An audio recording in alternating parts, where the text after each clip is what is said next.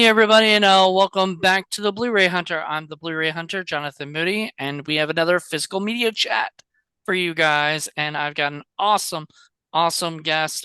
He is from Excelsior Movie Reviews. Please welcome Steve. How you doing, Steve? How's it going, Jonathan? How you doing? Good. So I'm like I love your channel, by the way. Thank you. So your YouTube channel. So everybody check out Excelsior movie reviews. I think they're a lot of fun. He goes, he does pretty much a lot of the same things that a lot of us YouTubers do, where we do unboxings and we do haul videos. I think you even do Blu-ray hunts, if I'm correct, Yeah, I and do. stuff, Yep. which is something I don't do, even though I'm called the Blu-ray hunter. It's kind of ironic, but I don't do that as much. Because usually I'm alone, and I don't Yeah, like to. I've talked about this before. I don't like going alone. So if I have somebody with me, I'll do it. Uh, just so I don't feel like I'm just talking to myself. Out in yeah. public. I don't do that either. I'll take pictures of the shelves and stuff, but I won't talk. Some people will video and then they'll add their audio later. I may try that sometime in the future, but I won't talk myself like out in public. Some people can do Right. that, and some places won't let you film, but they'll tell you to turn your camera off, and they don't want you looking at the prices or whatever, or sharing that stuff to the world. And even though you're promoting physical media and telling people to go into the Uh, stores and buy stuff. I mean, they don't But want you promoting the pri like I don't get it. I mean, I no, like I understand because it is like that, but like I don't get it because aren't you like no matter who goes in there, they're gonna see those prices anyway. mm-hmm. Like, You go you online, know, you can see sort of, yeah. yeah. So I mean, it's if you don't like people checking out your prices, maybe make them lower. Yeah, Make yeah. make people more interested to see that. Yeah. But like Barnes and Noble, which we go to, I know you just did the Arrow sale as well, and I just did the Arrow sale, and I'll have a video at some point showing off all I got on there, plus do my haul videos and everything. So I'll be showing a lot of those.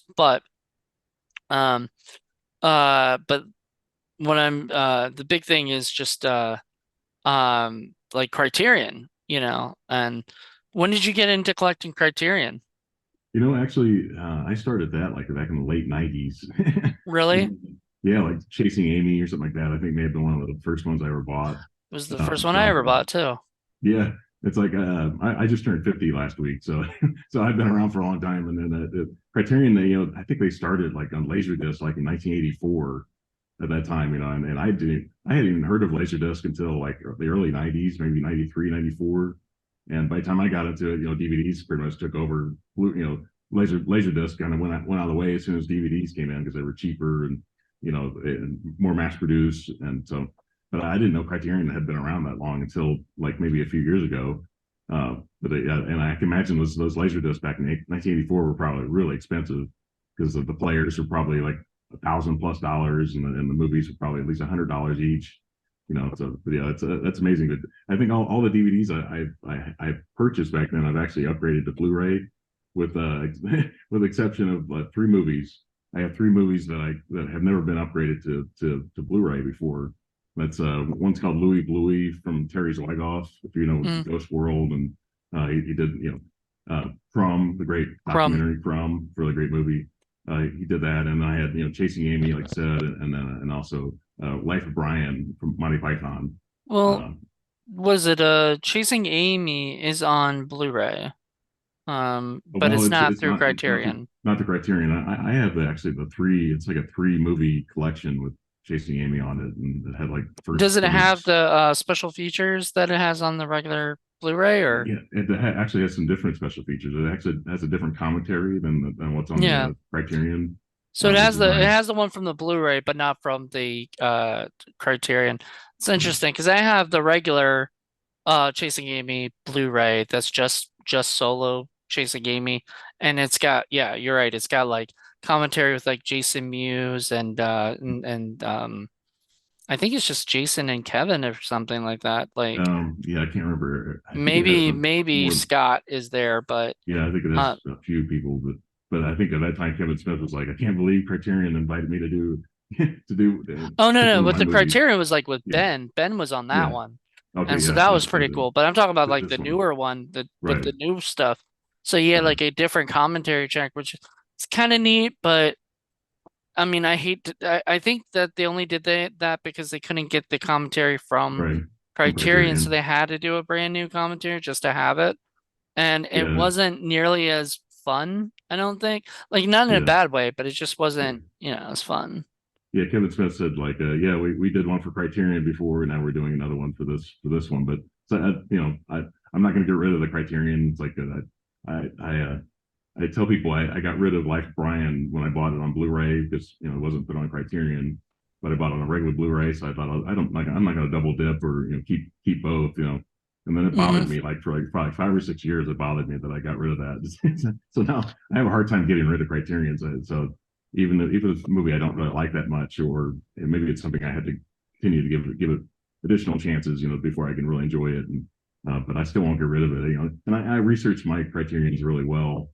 I usually like the director and the cast, and I get tons of recommendations. So if I blind buy a movie on Criterion, it's usually well researched, and Hmm. it's on a wish list. So it's not just something I just go into and pick it up off the shelf and like the artwork and decide, hey, give this one a shot. And if I don't like it, I'll get rid of it. I'm usually way more selective than that. So Yeah, no, I agree. I'm very much the same, and I, some of those movies, like if you look at the earlier Criterions, some of them are like Armageddon yeah, and things like that. And I'm RoboCop. like, I would buy I know they're probably on eBay and they're probably like $60 or something, or maybe less, but Yeah, buying an Armageddon Laserdisc or something, or DVD. I think the DVDs are cheap though because they're not, but I would probably I would probably buy it at some point just because I don't see them upgrading it no, because Armageddon's already been like put out on 4K and other things, I think. Or if it's not, it's going to be, through the regular studio. So, yeah. but I think this is Spinal Tap has a chance to come back because of The Princess Bride. It just got a 4K upgrade, and I think they seem to like Rob Reiner. It yeah. wouldn't surprise me if that one were to come back, but it would surprise me if it doesn't come back either. But I have that on Blu-ray, and I don't have the don't have the Criterion for it, but I see people do videos where they go to thrift stores and they find Criterion DVDs. They pick them up, and I kind of see that if it's something that's never been upgraded to Blu-ray, I can see myself maybe picking up on DVD, but I don't really buy DVDs anymore. But it's possible if I saw it for a good price, I might pick it up on DVD, but more than likely not, though. I mean, I'm not like a Blu-ray snob or anything. Like I don't Yeah. just do Blu-ray, but and I do, like I go to Dollar Tree and buy those, crummy DVDs and stuff, and I Right. have a huge DVD collection. It's not here at my house, it's at my studio where we do indie film cafe stuff. So I have it there. But, I'm not as I don't know. I stopped sort of unless it's something I know is never probably coming to Blu-ray or something, I don't really want to collect it for DVD anymore because like I got a Titanic uh was it DVD and stuff, and um I just I'm probably never gonna like watch it on DVD even though I bought it. Yeah. But when I get it on Blu-ray or 4K, is it on 4K yet? I don't know. Probably not because I it's don't think so. Cameron. Because James Cameron, yeah, he stops everything.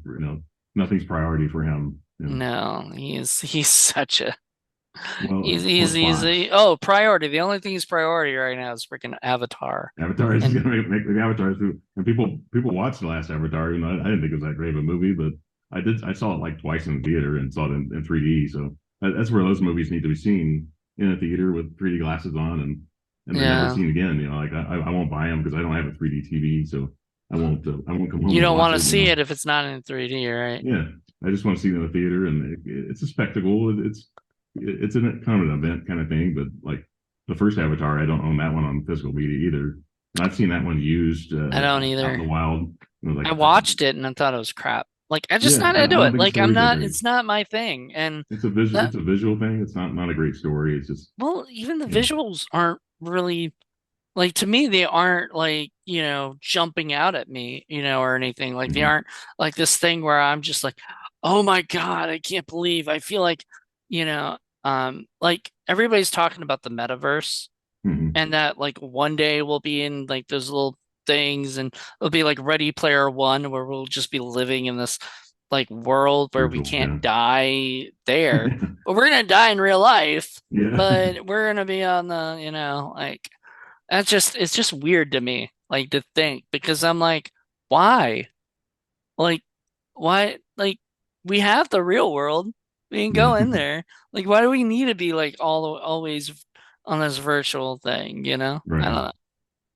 Yeah, I Um, really like your Reservoir Dogs t-shirt yeah, there. I don't That's remember good. how I got it. I think somebody gave it to me for Christmas, and I was just like, I've worn this for years.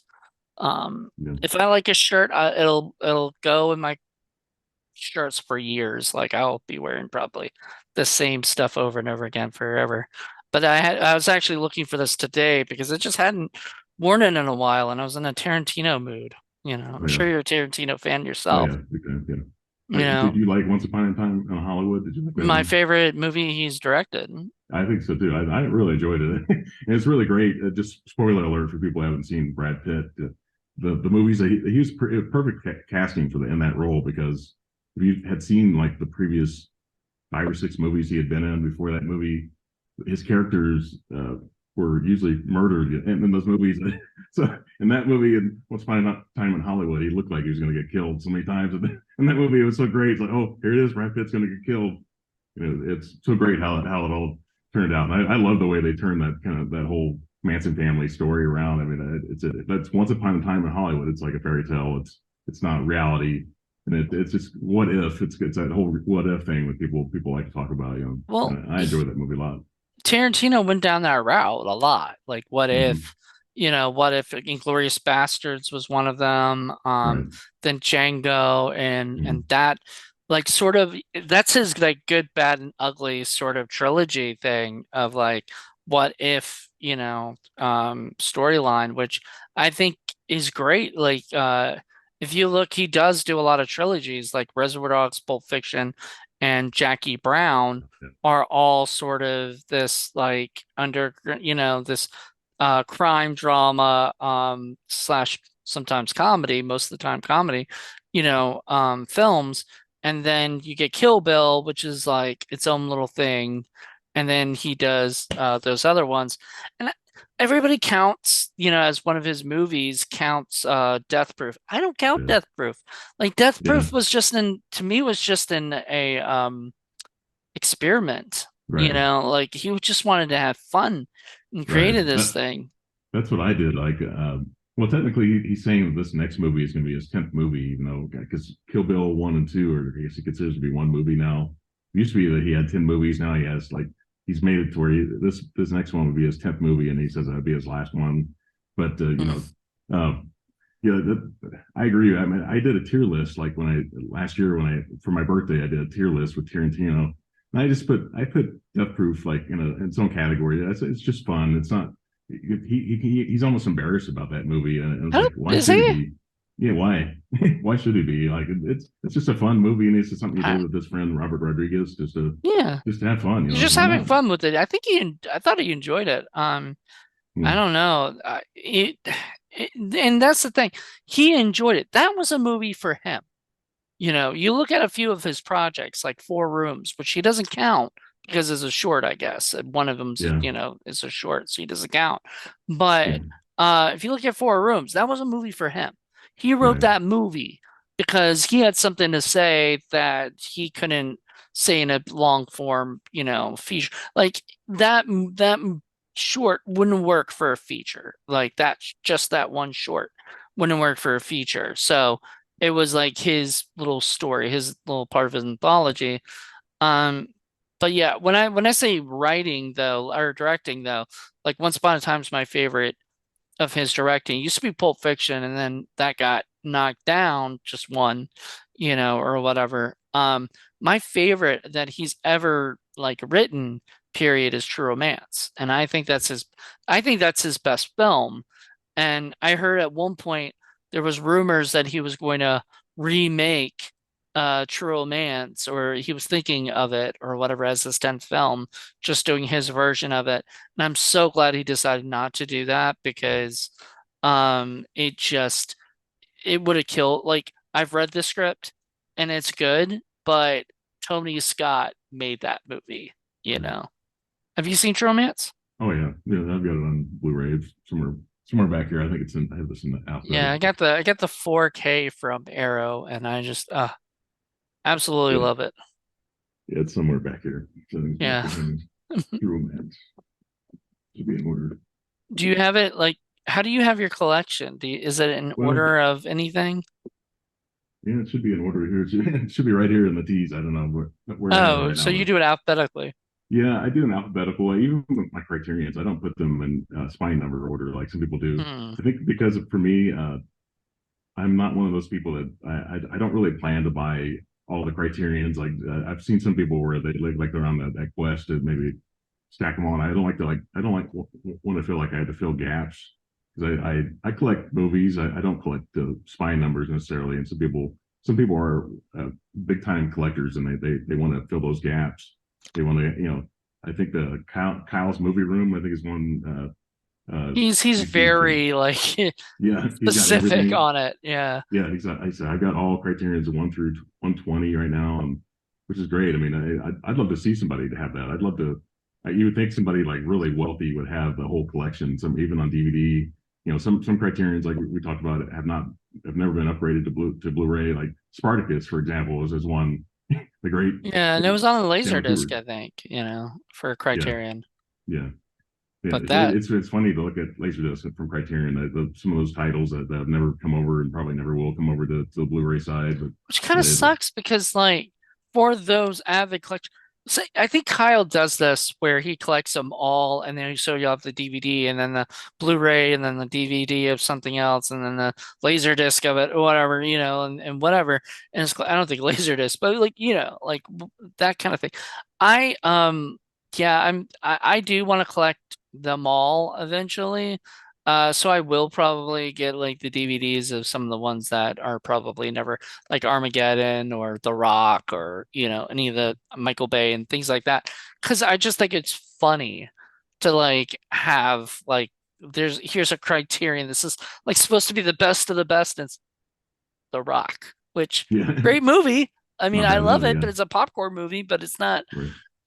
like I think it was at that beginning of their time where they were just trying to Yeah, get things, and they weren't probably going to be able to get the best of the best because they were a starting up company.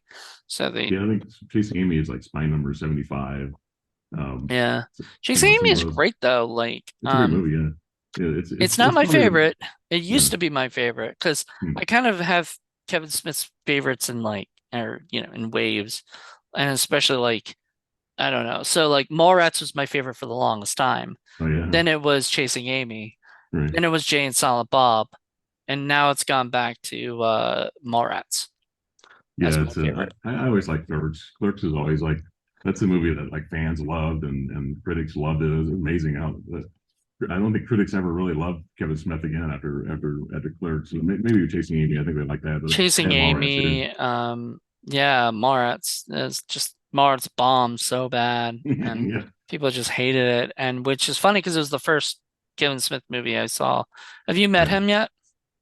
No, never met him. He Yeah. does those roadshow things where he does those Q&As and stuff, and He he's was done in that before. Virginia where I'm at, and Okay, he went up to Richmond. So my friend was like, "Hey, are you going to the Kevin Smith show?" And I said, "I wasn't planning on it, but I will, like, because yeah, I didn't want to go by up to Richmond by myself, like, and do that. So we went up and we waited till after the show, and we saw a bunch of people like kind of hanging out in the alley, that were part. You could tell they were part of the show, and stuff. And we are like, is this the line for autographs? And so we waited, and Kevin came out when he was done. He goes, all right, who's got shit for me to tag? He starts just signing everything and then taking pictures, and he would hold the phone and be like, you know. like do that. So, because he knew exactly how to do take selfies, like, you Yeah, I know. don't know if he's ever come here to Indianapolis or come through. I'm not totally sure, but he definitely the last 3 or 4 movies he's done. He's done the road show things where he's taken the film on the road and kind of Mhm. showed it to people as he's gone, and it seems to like kind of grassroots kind of things. Like it seems to be how he promotes those movies now. You know, Yeah, were you a fan of Clerks 3? I thought it was okay. I didn't love it, but yeah, it's kind of All right, sad. It's kind of spoiler for bittersweet. anyone who hasn't seen Yeah, Clerks 3, because we got to talk yeah. about this because there's going to be spoilers because there's a really big thing that either people love or they hate. There's no like in between of like, I thought that was okay. Um, I when I first saw it, it broke my heart Hmm. to see like how they ended it with Dante's death.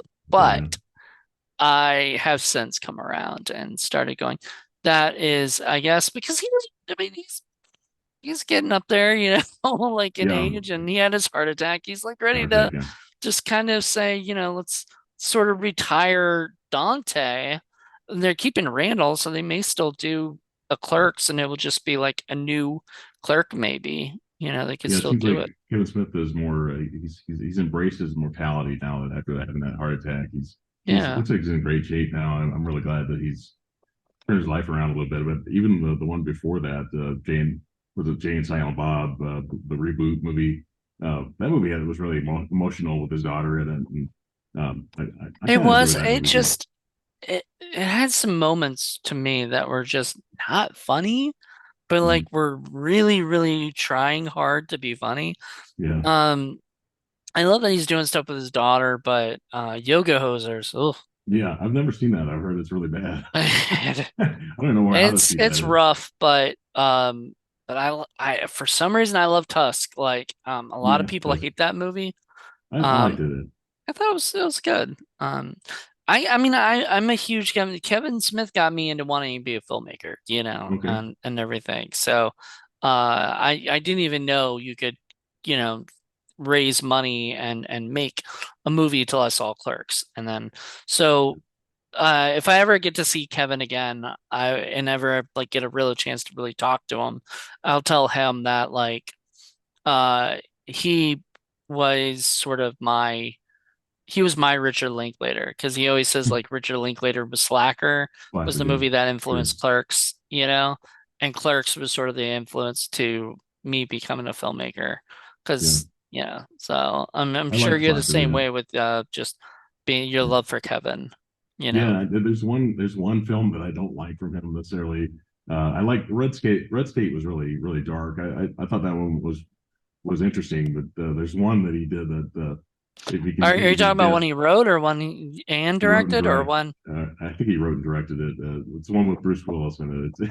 Are you talking It's a about cop Cop out. Out? No, he Cop didn't. out. I He don't didn't like cop write out. it. He only Yeah. directed it, He and only directed it, I don't but think that's even fair to yeah, even. I don't even count that as like. yeah. I know, I remember my aunt gave it to me for like Christmas, and my normal like response probably would have been like, "Oh God," But then I was like actually happy because I didn't have to buy it, but Yeah, it can go in my collection of Kevin Smith stuff, and yeah. everything. I watched it a couple times. There's one really good scene in that movie that they use for like memes or GIFs, whatnot, where what's his name? Tracy Morgan. Tracy Morgan's like, fuck, no, no, no, no, no, fuck, no, no, no, right? And I thought that was like the best, like Yeah, that that was the best scene in the whole movie. yeah. And so, the rest is just it, and I and like Tracy Morgan. I I like just Tracy didn't. Morgan. But if you know that, but filming Bruce Willis and got on Kevin Smith's case about Kevin Smith didn't know his filter or he didn't know his lenses, and Hmm. he got on this case and Kevin Smith was like almost ready to just quit directing at that point after that movie. He just didn't get along with Bruce Willis. Now he's reconnected with Bruce Willis. Now Willis has those you know issues now with his health. They've kind of Yeah, reconnected a little bit, and so good. that's nice Well, that he even reconnected later. I remember him talking in a thing about in a show. He was talking about how uh Bruce called him one day and just started chatting with him, like, "Hey, how you been?" Blah blah blah. And he was like thinking, "What, has this guy not known all the stuff I've said about him Yeah, and yeah, everything? Or does he not care?" Like, and I literally don't think unless somebody's come up to Bruce Willis and said, Kevin Smith's been saying these things to you, that he even knows because he doesn't probably watch Kevin Smith's, like he's in his own Bruce Willis world, like, and back in the everything. '90s, Bruce Willis was so great. And I mean, the Pulp Fiction, Die Hard. I like the Fifth Element too. Yeah, the Die Hard movies. I mean, I Some of love all the Die Hard movies. I know a lot of oh, people give like four and four or five five. like crap, Yeah, but one, two, three is my favorite, but four and five are still just fun, like so I like him, and I like him in like the Expendables. yeah, Even though he got kicked out of the Expendables, like yeah, I think three or something, like yeah. replaced by Harrison Ford, of all people, He you loves know. in The Sixth Sense also, and Yeah. Unbreakable. Great in those movies. Unbreakable, Yeah, not yeah. Glass, man. I am not a fan of Yeah, that Glass movie. is a well. I think now we're kind of maybe finding out why Bruce Willis didn't have all the lines in that movie. I hate the way Oh yeah, I never thought about that. yeah, maybe he couldn't do. I mean, was the last couple of years Bruce Willis like cranked out movies. If you notice his filmography, And like they the were last not 12, great, they're all but bad a lot movies. of my friends actually directed them. Oh, So, really? Okay. yeah, I know a lot of the directors that directed these because they're low budget independent people Yeah, who are able to raise like 5 million, $10 million or whatever for their little teeny tiny movie because they yeah, got Bruce Willis, yeah. attached to the movie. Big star. I mean, I've never Yeah. seen them. I've heard Apex is one that people don't like very much, but he just cranked them out, man. Because I think maybe he knew that he saw it coming that his health was failing, and he I just own a to few of crank them. them They're out. they're okay. Yeah, They're I've they're never seen not any of them, but yeah, I just they're heard not not like good they're not things. as bad as I think people say they Okay, are. Like I feel like people, there's at one point, Bruce Willis is gonna have like be on the Razzies.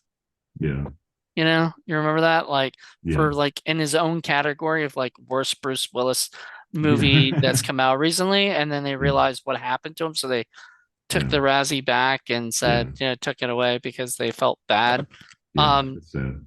what is Yeah, it? Red Letter Media did I don't know if you follow them, mm, but their YouTube group, they do a lot of B movies and stuff. They had a talk about Bruce Willis and they never took the stuff that they sent back just because like they were still truthful even if he wasn't doing very well. They yeah. weren't great and kind of I don't know if they did or not, but I don't think they took it back.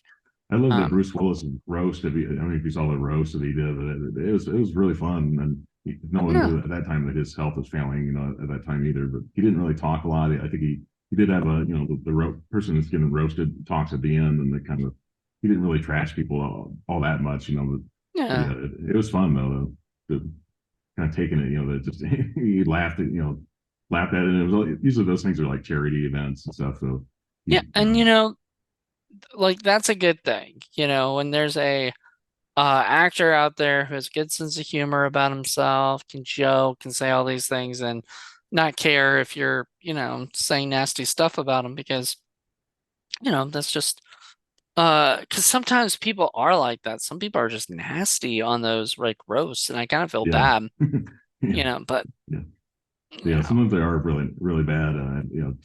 People are really kind of mean to people, but a lot of times they're fun.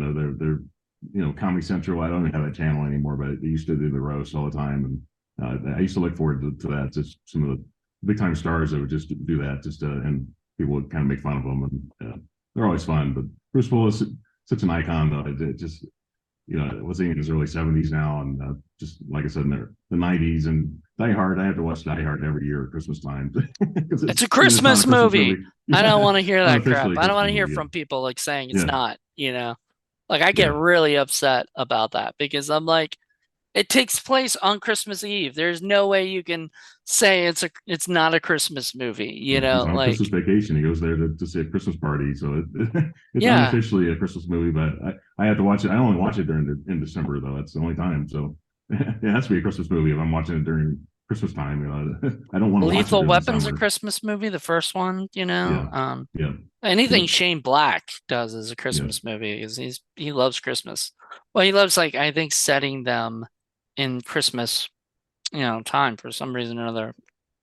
I guess it's easier to set something at a time where it's a specific, whatever, like holiday or whatever, like yeah, because then there's going to be stuff going around that they can, do like, the fighting, gunfight with in a mall with Santa, fake Santas running around. That's fun, yeah. to see. I hate to say it.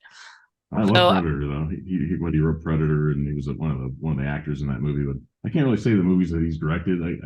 I can't really think too many that were really great. But he's more of a writer than a director because he did the last what Predators or whatever the last one wasn't very good. And that's kind of when nah, I kind of got rid of a lot of my. I only have the first Predator now. I got rid of all the other Predator movies. It's like that's why I got out of the habit of just collecting franchises like I used to. I like, oh, gotta go see that movie, and I didn't like it in the theater, but I got to buy it on physical media because and add it to my collection of other movies I'm not going to watch either. It just kind of ruins it. Like the Terminator movies, I love the first two Terminators, you and don't then like after three? that, no, not really. I No, love three. Three oh, is really? I like just the so ending. I like off the the ending. wall bonkers. It's Yeah, fun. I like the ending too, but a lot of it I just didn't love it though. And I They love Nick could, Stahl, so I'll watch yeah, anything yeah. with him. So, Basically, without James Cameron being involved or being, the director and you writer, know, it's different, I get it, but like I'm sure they had a chance to ask him to come back and he just didn't want to. Yeah, He thought probably Terminator 2 was the best like ending to the Terminator saga. But studios, man, once you start making money, hmm they're that's like Hollywood. That's that Hollywood, man. They they love their want sequels. more. It's what's going on with superhero movies. Yeah, Once they yeah, start making movies, now superhero movies are tanking, yeah, and they're yeah, like either, and the problem is they've got so many like already planned to be coming out that they have to figure out how to fix it because right now nobody you yeah. know People uh, they're having fatigue right now. It's James Gunn, he's taken over DC, and he kind of trashed the franchise. He's already said he's rebooting everything, so it's like people are taking it seriously now. And I actually saw Blue Beetle yesterday, and I uh, I didn't dislike it. I thought the first trailer for that movie was awful, and then the second trailer, basically when it was pretty much too late, when the estimated ticket sales were going to be really low, they came out with this great second trailer. I think is more indicative of how the movie is. But it's getting decent Rotten Tomato scores, but it's not great. But I'd still recommend people check it out at least once. And it's I'll not a wait for movie everyone. HBO Max or Oh yeah, whatever. wait Like for I'll HBO just Max, but because I I have probably won't no buy it. I like it just feels like DC Spider-Man, which is Mhm. fine if Yeah, that's what it is. Because as a kid who has to deal with, and people have like compared this because I've watched reviews and some of them I think they spoil some of the things, but I don't really care because I probably forget yeah, by the time I actually watch it.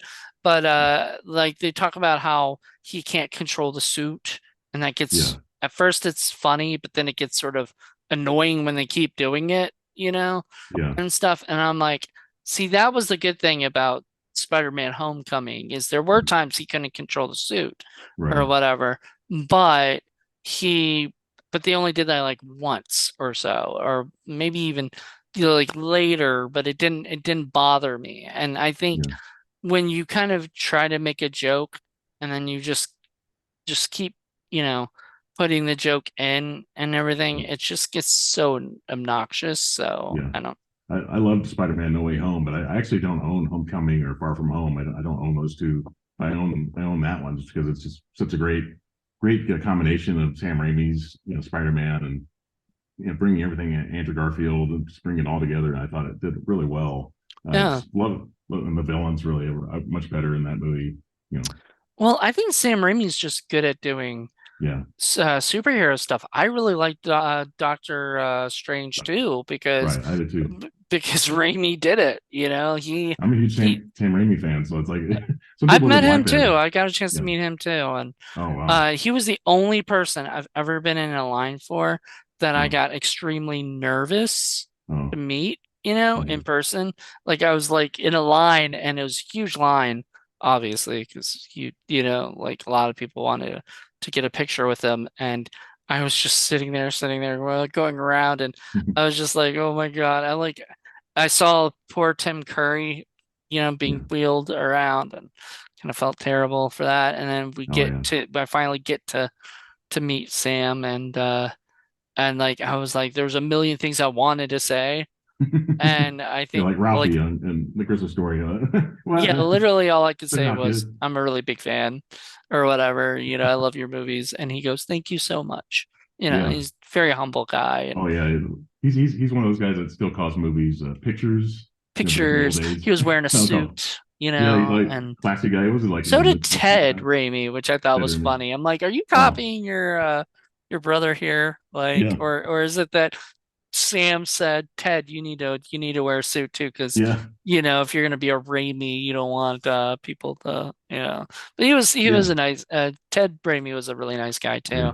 I was gonna bring Um, this up. Because I have two yes, love that movie. synapse.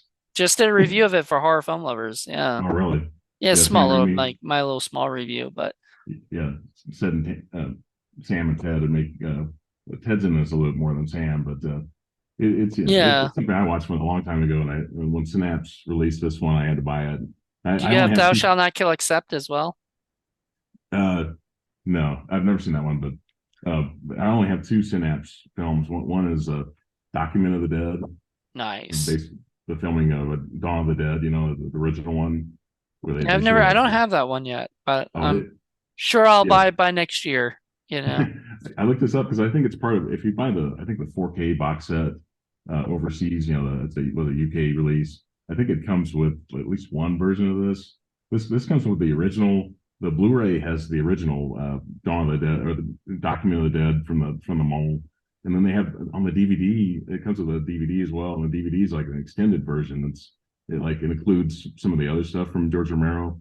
You can see. I love the cover here. It's got like film instead of zombies pulling his insides out. He's got film Being being pulled ripped out, out of yeah. him. It's funny. It's got a great poster in here as well. The same thing, but it's much larger. It's definitely worth picking this Nice. up.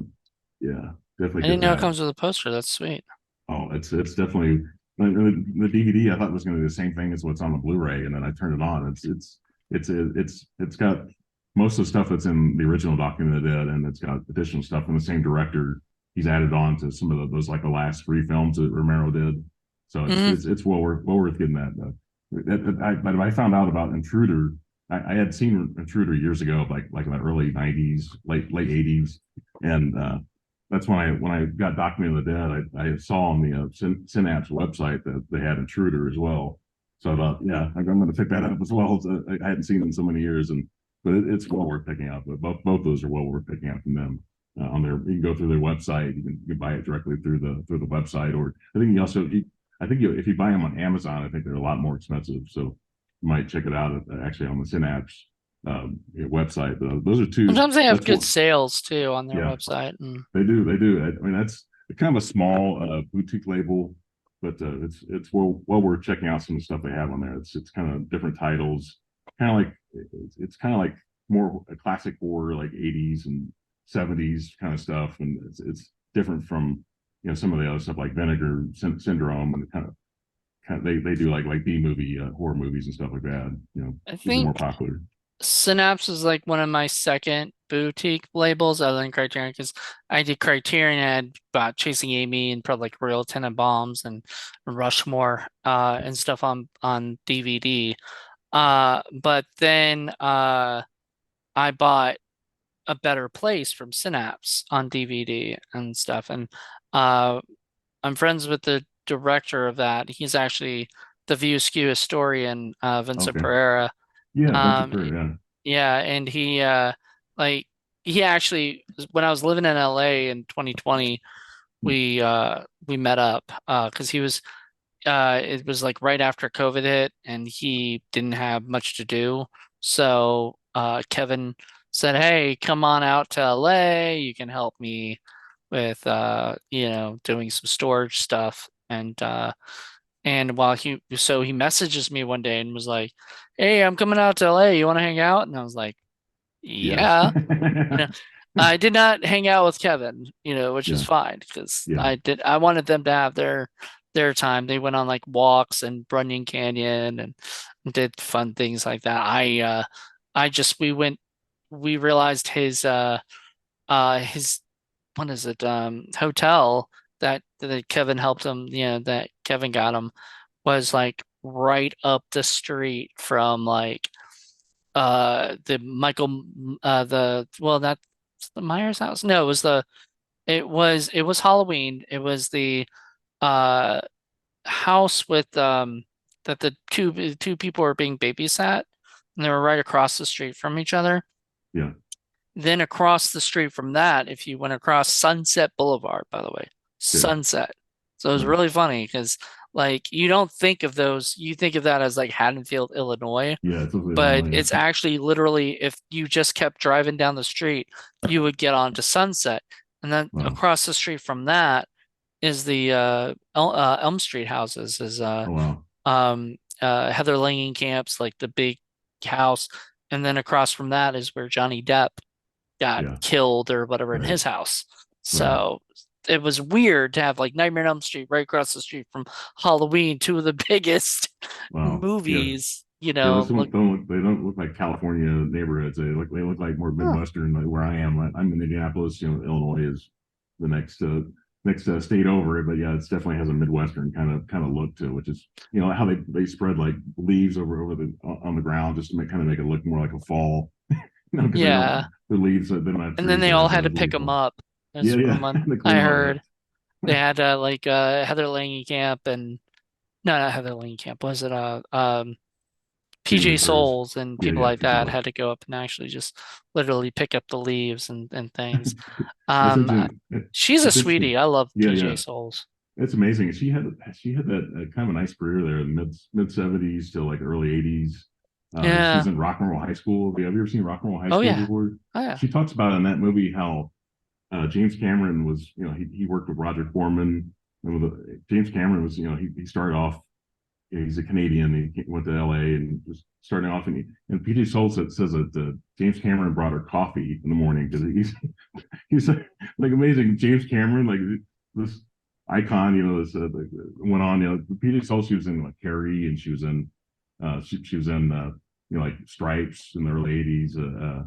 She had quite a career there, and then it kind of it didn't last past the mid '80s or so. But she had that period of time when she was in everything with Halloween, and that she was kind of the time star at the time, and to think where James Cameron ended up and where she ended up, was not quite the same. Yeah, well, it reminds me of like well it makes me think don't ever actually like be a dick to anyone because you never know if they're gonna blow up and be James Cameron, Like he didn't know that. He was just doing what he could to make it through, the work. Have you ever been a fan of Roger Corman? Just he's kind of that Hollywood guy that's just he makes movies on the cheap, and sometimes he makes a I good mean, I movie. am, yeah. There's a lot of Roger Corman. Then there's a lot of bad Oh yeah, Roger Corman, which is fun. yeah, I like that too at times, but yeah, I mean, yeah, Little Shop of Horrors is a classic. right. Rock It's and Roll High School. yeah, it's a Yep. PJ.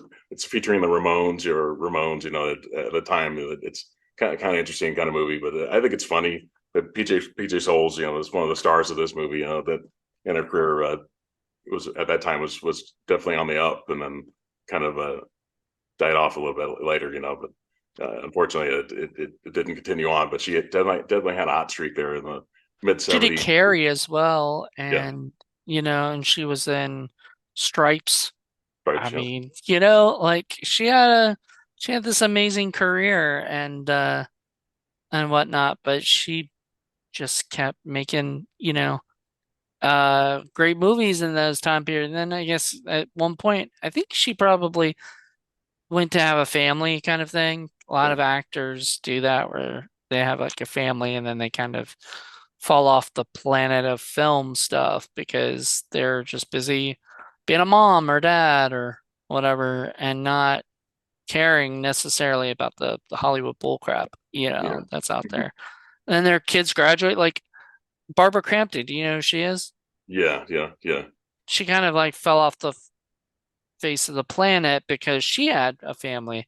But then when her kids were all grown and she was like whatever, she got asked to be in uh You're Next. yeah, And they just thought they took a shot in the dark and thought, who would be the greatest person? Barbara Crampton. Oh, well, she's not, she's retired from acting, but let's see if we can bring her out. And they did. And thank God, because now she's loves making movies, except right now there's a strike going on, so she can't. But when that strike is over, she's ready to get back out there and do that. And I love that. yeah. She I seems wonder like a how. sweetheart. Yeah, I wonder how long that strike's going to go on. I mean, it's kind of sad, that I think some of it has to do something with streaming. People are not making money off, getting paid properly for streaming. The right, the revenue from that's not going to the right people. Yep. There's a lot. There's a lot of stuff. I mean, if you want to find out more, actually, when I this Wednesday, which will not be this Wednesday when this gets released, so you'd already see it. But the last physical media chat I did with Huck, he's Oh yeah, actually a SAG actor, so he was talking about acting and the strike, and he actually gave a big thing of reason why the strike's going on and stuff I didn't even know myself personally. So I was like, this is this is a lesson, and everything. Like I think I know what I'm talking about, and I know a good amount, about it. But like I know one of the things I've said before is like actors can still act right now, especially with the interim agreement that they have, and they can still do independent films if they want.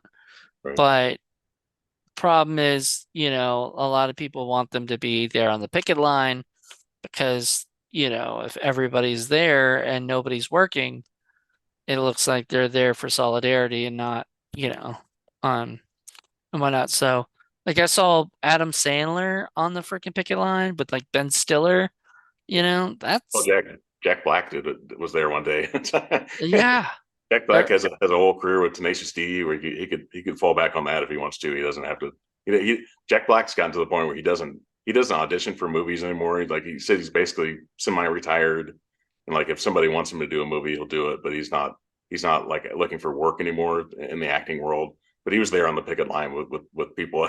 Even Jack Black's there, hanging out with the actors. Bill Murray is kind of like that, where he's not retired at all, but he's not really seeking out work, like there's a phone number you call yeah, and that's what like and he'll like that's how he got Garfield. yeah, Did you that's hear that right. story? I heard that. Yeah, Yeah, he was like well, for audiences who may not know, he was in the movie Garfield because there was a guy, Joel Cohen, and he thought it was the Joel and Ethan Cohen, the right. Cohen brothers, and he didn't know what it was, I don't think, or whatever, or somehow he didn't realize. Yeah, he thought it would be great to work with those guys. I would love to see a Joel and Ethan Cohen Oh Garfield yeah. though. Like Oh that would yeah. be fun. You Yeah. with Bill Murray doing the voice, that would just crack me up. But I guess he had. I don't think has he worked with the Coen brothers at all? I don't No, I know. don't think so. He works with Wes Anderson a lot, except for the last movie. It didn't do that one, but Oh, because there's there some might have been a reason. issues. Yeah, there's some I issues that he didn't do that, and uh, I've heard like that movie wasn't that great. So like yeah, that it was was better than the French Dispatch, but yeah, it wasn't. It's not. so are you saying like Wes Anderson's kind of going down now? Like he's Um, kind of losing it? well, I watched. I actually watched one of your videos from like 5 years ago when you talked about Wes Anderson. And I heard something he said about Wes. I'm actually a huge fan of Wes Anderson, but uh, I thought this I was am not. No, I will stand by whatever I said 5 years yeah. ago, where I was probably saying I was not a fan. Well, Yeah. I mean, his last two movies, I think, are more accurate from what you were saying then. 5 years ago, I probably wouldn't have said it, but I think you used a word in that, and I'm not going to repeat it necessarily, but I'll say it, pretentious. pretentious. There you That's the go. word. Pretentious. That, I but thought, I mean, you look, the movie that really turned me off was The Life Aquatic. I yes, saw that movie and I was like, this movie is just so pretentious. Like this is just if you had to look up the definition of pretentious, that movie. And I've talked to so many people love that movie. They think it's the most fun, funniest film they've ever seen, blah blah blah. And I'm like, you know, but I love Bottle Rocket. I right. will I love that stand one. by that forever. Yep. I love Rushmore. Like Yeah. and then Royal Tenenbaum starts going into this like we're Well, quirky and weird and we're gonna, yeah, his humor is definitely quirky, and it's polarizing. I'm sure people either love it or hate it a lot of times. yeah. But these last two movies, I think, are fall more in line with what you were saying. But I think Life Aquatic for me is probably I rank it like six or so. I don't put it in my top five. I don't hate it, but I think the movie that I dislike the most from Wes Anderson is one that some people actually like. It's Darjeeling Limited. Have you ever seen? Oh yeah. That's the one where I was like, I think they literally did kind of make a lot of stuff up as they went along, because Jason Schwartzman said that before, that people think we did improv this whole movie, and I don't think they did, but it seemed like they filmed it in India, and it seemed like they just kind of found locations as they went along and said, okay, we'll film here, and let's start the camera and let's go, and it just a lot of it kind of seems that way. It doesn't seem like it's scripted very well. But that's my opinion. Isle of Dogs is one I didn't love. I love Fantastic Mr. Fox. Love that My one. my parents love the Grand Budapest Hotel, Love that which movie. a lot of people have said. And I'm interested in checking some more of his stuff out and watching. I'm you know, one of my friend John, who's been on the show and stuff, and uh he will kind of joke on me because he'll say that there are like way more things that I don't like than I actually do like, Yeah, because he's always shocked when I say I like something. He's like, "Wow, you like that?" Because you don't like it, and you don't like anything. I didn't think. And so yeah, I don't really like zombie movies. So when oh you're yeah, bringing up Dawn of the Dead and stuff, I didn't really have much to say because I've seen it and I've actually been to the mall. It's changed. It's not but to those guys that were I was with, they were walking around going, "Oh my God, this is the mall." And I was going around, "This is a mall." yeah, Which I can believe is the same thing as when I went to the Pawn Stars pawn shop with my friend who doesn't watch Pawn Stars. I was like, "Oh my God, I'm in the Pawn Stars shop. Like, this is awesome." And my friend's like, "Hey man, where can I buy a sword?" Like or something, like from these yeah. places. So it's just, he likes pawn shops, so he was happy to go with me to a pawn shop. Didn't didn't care that it was the, Pawn Stars pawn shop. The stars are in the movie. Yeah, were they were there? Or they were like working. I asked, and no, they were gonna film later that night though. So what they do is they like kick everybody out at a certain time or whatever, and then um, you know, and there's literally like there's a line to get in, and stuff. So you wait in a line and then they let you in and they let you in at a certain amount of time. So if somebody comes out, they let, people go in or whatever. But they don't it's just too, it's not that big, it's not like a huge pawn shop or something, it's a reasonably sized one. But I think, and then they make it look smaller than it actually probably is because it makes it look like pawn shop. But anyway, I liked it. I was there. I was happy to be in there. But yeah, I was excited to be there. My friend was not, and so I'm not into zombies. I'm not into what else am I not? I'm not into found footage horror. I'm not You know, necessarily. and I'm I'm not. not into movies where they're like generally. Now there are a few exceptions. There are a bunch of exceptions, and I'm actually kind of changing my tune sometimes. But I'm not really into a lot of movies where it takes place in like one location. Yeah, Like The Purge kind of right. crossed the line. Like I was okay with it because it was well written enough. Lifeboat, I love.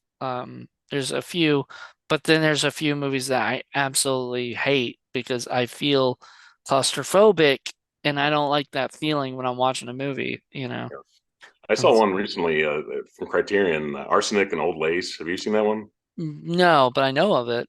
Oh, it's interesting. I mean, it's considered to be a horror movie at the time. It was like filmed in 1941, so it's Wow. Cary Grant. It's interesting. I saw it last weekend, and it's definitely worth checking out. Cary Grant. I guess he didn't necessarily want to be in the movie, or he was kind of against the humor in the movie, but he's really great. And as Raymond Massey plays this I kind think of I remember you doing a review of it yeah. on your Recently, I did channel. one. Yeah, yeah. I Yeah. picked it up at like Half Price Books recently, and so yeah, I got it for a really good price, used. And yeah, I was pleased with the movie, but it kind of takes place in mostly in one area and in one room. It's kind of looks like a stage play, sort of set up that way. But it's funny, and it's surprising that it was released way back then. It's worth checking out. Like it's still funny today, even I though it was don't filmed all the way back then. Yeah, because the storyline is so macabre. It's so odd, just where it takes place, and even out. I don't want to spoil anything, but even outside the house is in kind of a strange place. But it's something worth watching. Now I'm definitely gonna pick it up because it was between that and Philadelphia Story, and Yeah, I've seen Philadelphia Story, like, and that I mean that stars Cary Grant and James Stewart, together or whatever, and I just think that's freaking amazing. I love those guys. I love Cary Grant the more yeah. than Jimmy Stewart. Well, Um, it's directed by Frank Capra, which I've never seen anything. Like you said, I've not seen anything else from him, which I do want to check out more of his films. But Cary Grant, I've seen Charade. I don't know if you've ever seen that one.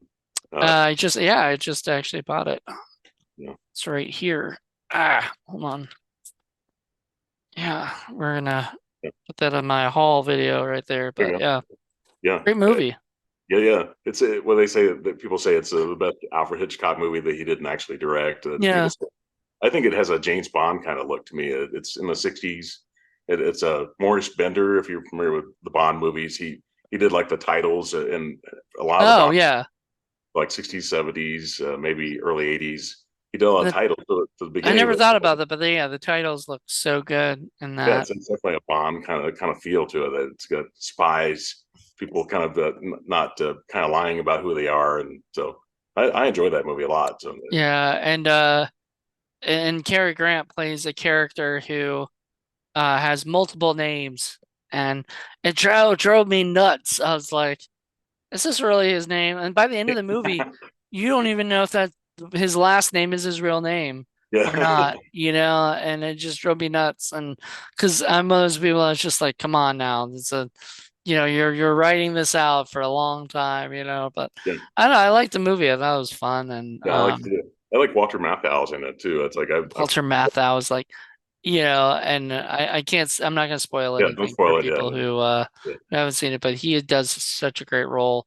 And yeah, then, and Audrey Hepburn, yeah, you know, yep, it was funny because I was looking up once Cary Grant and Audrey Hepburn to see, because I know he worked with Katharine Hepburn a lot. It's like, yeah, has he ever worked with Audrey Hepburn? yeah. Yes, there's one movie, Charade. And, it was sort of funny because if I remember reading correctly, he was he was getting old, where he didn't want to play like, these kind of roles anymore, and because he didn't want to be chasing the girls that were young, because he didn't buy it himself.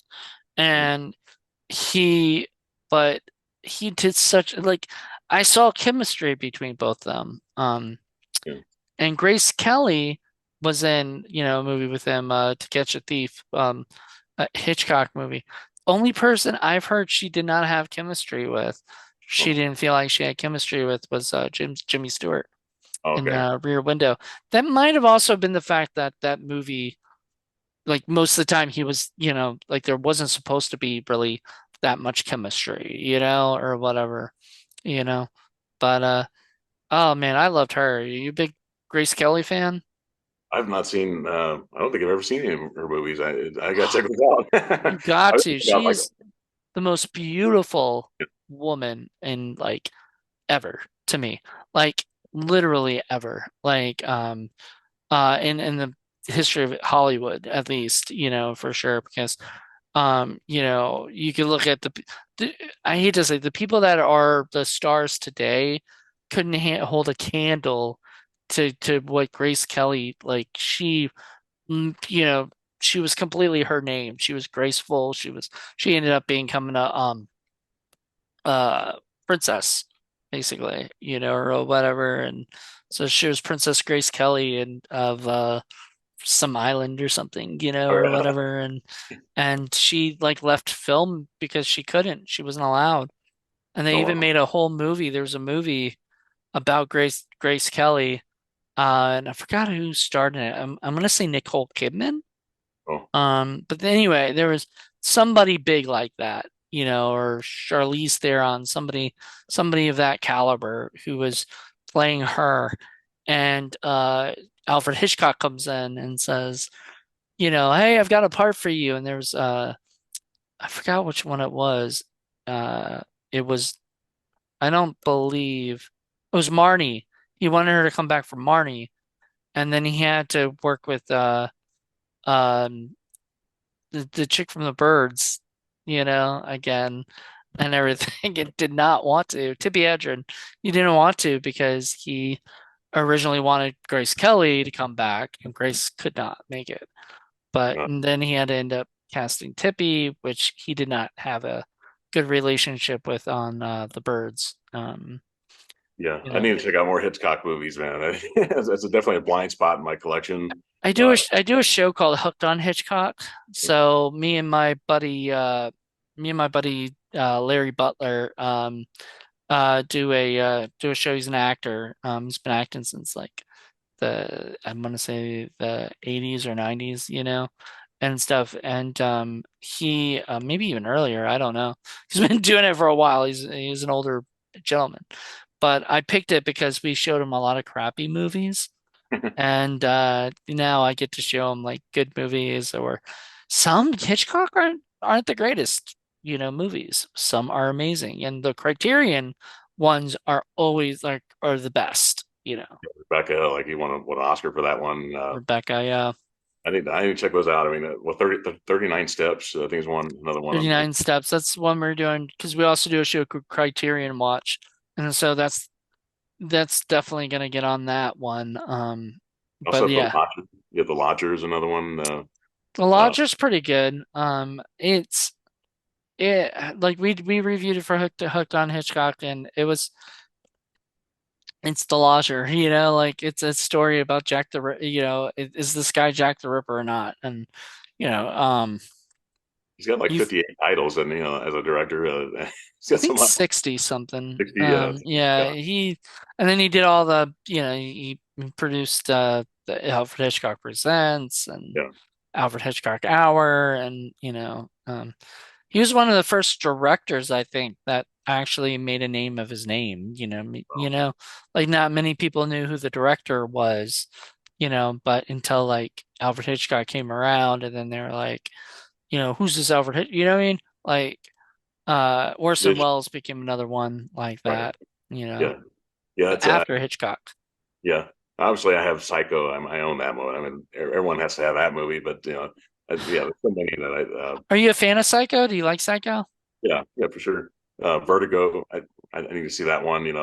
Just God, I mean, like, what do you? I mean, like, it's like I wish the Criterion would just do like a box set of Hitchcock. Just so you get all those. But I think maybe in November, I'm for the next Barnes and Noble sale, I may have to pick up start picking up at least Rebecca. At least start off with some of his early stuff and So you've early. never seen Rebecca?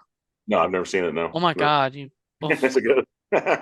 It's probably it's up there as one of my favorite ones that people don't really talk about as much, Like you don't hear stuff about Rebecca as much as you hear about like North by Northwest and honestly, I feel like North by Northwest, other than a few great scenes in it, is not, isn't the movie that like people hail it as. I feel like that gets a lot more, I feel like there's movies that you should definitely check out. Like Trouble with Harry is really good. And some of them are actually there's a 4K sets of I think Huck just Huck from Huck's Yeah. Pop Culture Cafe just got a whole bunch of them, and stuff, and they're like I think they're on to volume 3 of them. I haven't picked them up because I have them sort of individually, and I kind of like that. Don't like the box sets necessarily. I know it's cheaper, to get them that way, but I like to get them when I get them, and I don't mind getting them like separately because maybe I might not, eventually want to get all of them like that yet. Um, I was on Huck's one of his trivia shows once. I nice. did it once. It was great. Yeah, I think they only had like I think there's like three other people. There's one guy that just dominated. I came in second place basically, and but this guy like knew everything. I think he It's only got a few wrong, moved two or three wrong. He just dominated the thing. So I it's can't. tough, man. Trivia is tough because you don't know exactly what the, unless it's a specific topic. If it's just movies, you have no idea what people are gonna, or Huck does that thing where he shows two pictures and you had to determine what the pictures mean. Like one was Roadhouse, which I got that one right, but there's one that I think I put like House of Dragon, and it was something else, and so yeah, it's complicated, but I did fairly well though. But I think uh, I got like the first question wrong, so that I wish I'd done better, right? But I think it was my first. That was my first live stream. I think outside of my own channel, being on right. somebody else's channel the first time. So I think I did okay. But I always think of questions I could have answered better. But like I said, this other guy was dominating so much that I don't think I had a chance to win. Yeah. There's some people just really good at trivia. But This is why I would never go on like Jeopardy, because I don't know that much information. I just always love that story of Kevin Williamson saying that he went to a trivia night and his thing was like, who's the killer in Friday the 13th? And yeah, everybody said Jason, right. and nobody got that it was the mom. Yeah. And so he put that into his movie. And I think that's just, to me, I love that stuff. Like I love when people tell me, in commentaries or whatever that like how they came up with that idea, and it's usually just from real life experiences that they have, just doing that. That to me is the greatest. Speaking of Yeah. Scream, though, I love the first Scream. It's one of my favorite horror movies, and I've seen all the other Screams in the theater, but it's like the first one is the one that's the only one I own. It's like I've seen I think the last two I've seen more than one time in the theater just because of COVID and just repeating movies at the time that nothing else to see, so I just go back and see them. But I, the first one is the best one that I always enjoy. It's the most clever ending. It's my favorite one. I was in like either eighth grade or going into ninth grade when Scream came out, It's 96. So like I don't know what month in 96. So I was probably going into being a freshman at high school, and I didn't watch it till it was on not DVD. I think it was just VHS back then. And so I don't think I had a DVD player till 99. So I was renting movies at the video store, and the one I eventually ended up working at because us filmmakers want to be just like Kevin Smith and Yeah, get a video store or whatever, and Tarantino as you know. well, and all these filmmakers who do that. And so I went up to I watched that movie and I was like, oh my God, because I had stopped watching horror films because just horror films just seemed like crap at that time.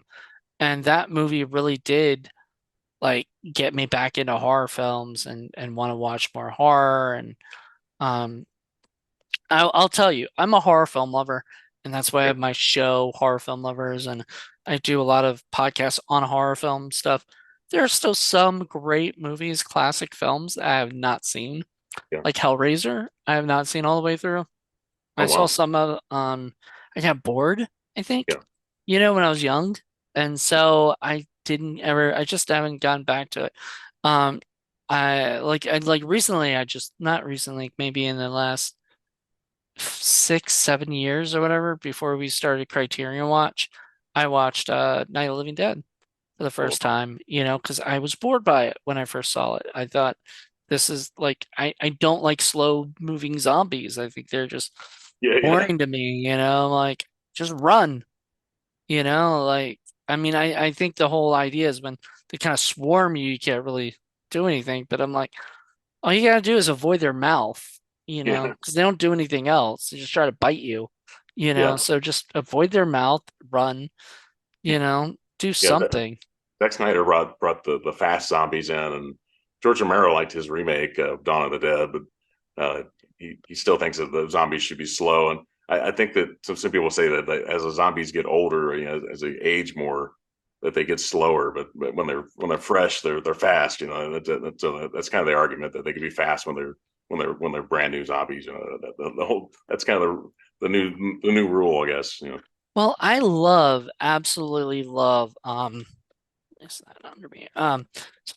Shirt under me. I thought it was like part of my pants. So I absolutely love that James Gunn wrote, Dawn of the Dead.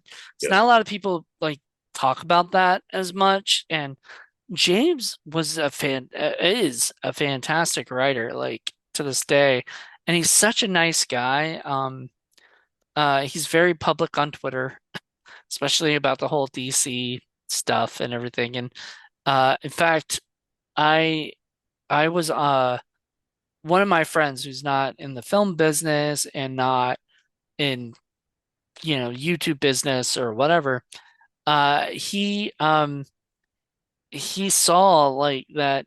I guess I had commented on something that James Gunn tweeted, because people were saying these stupid things, and so I commented on it, and he commented back, which is nice, like he doesn't know who the F I am, probably, but Yeah. it's fine. He just knows I'm whatever guy on Twitter that said this stuff, and then somebody put it on the news. So went on to a news, and my friend who lives like right up the street, whatever, was like, dude, you're famous. Like you're in a news thing because it had my name on it and everything. Oh, I was like, cool. I mean, whatever, like that's neat. It's neat when people post that stuff, but it actually drives me nuts too because it's like, dude, so you got anything better to do than talk about shit that's going on Twitter, you yeah, yeah. know? Or Like, it's called X. Is it called X now? They call it Twitter.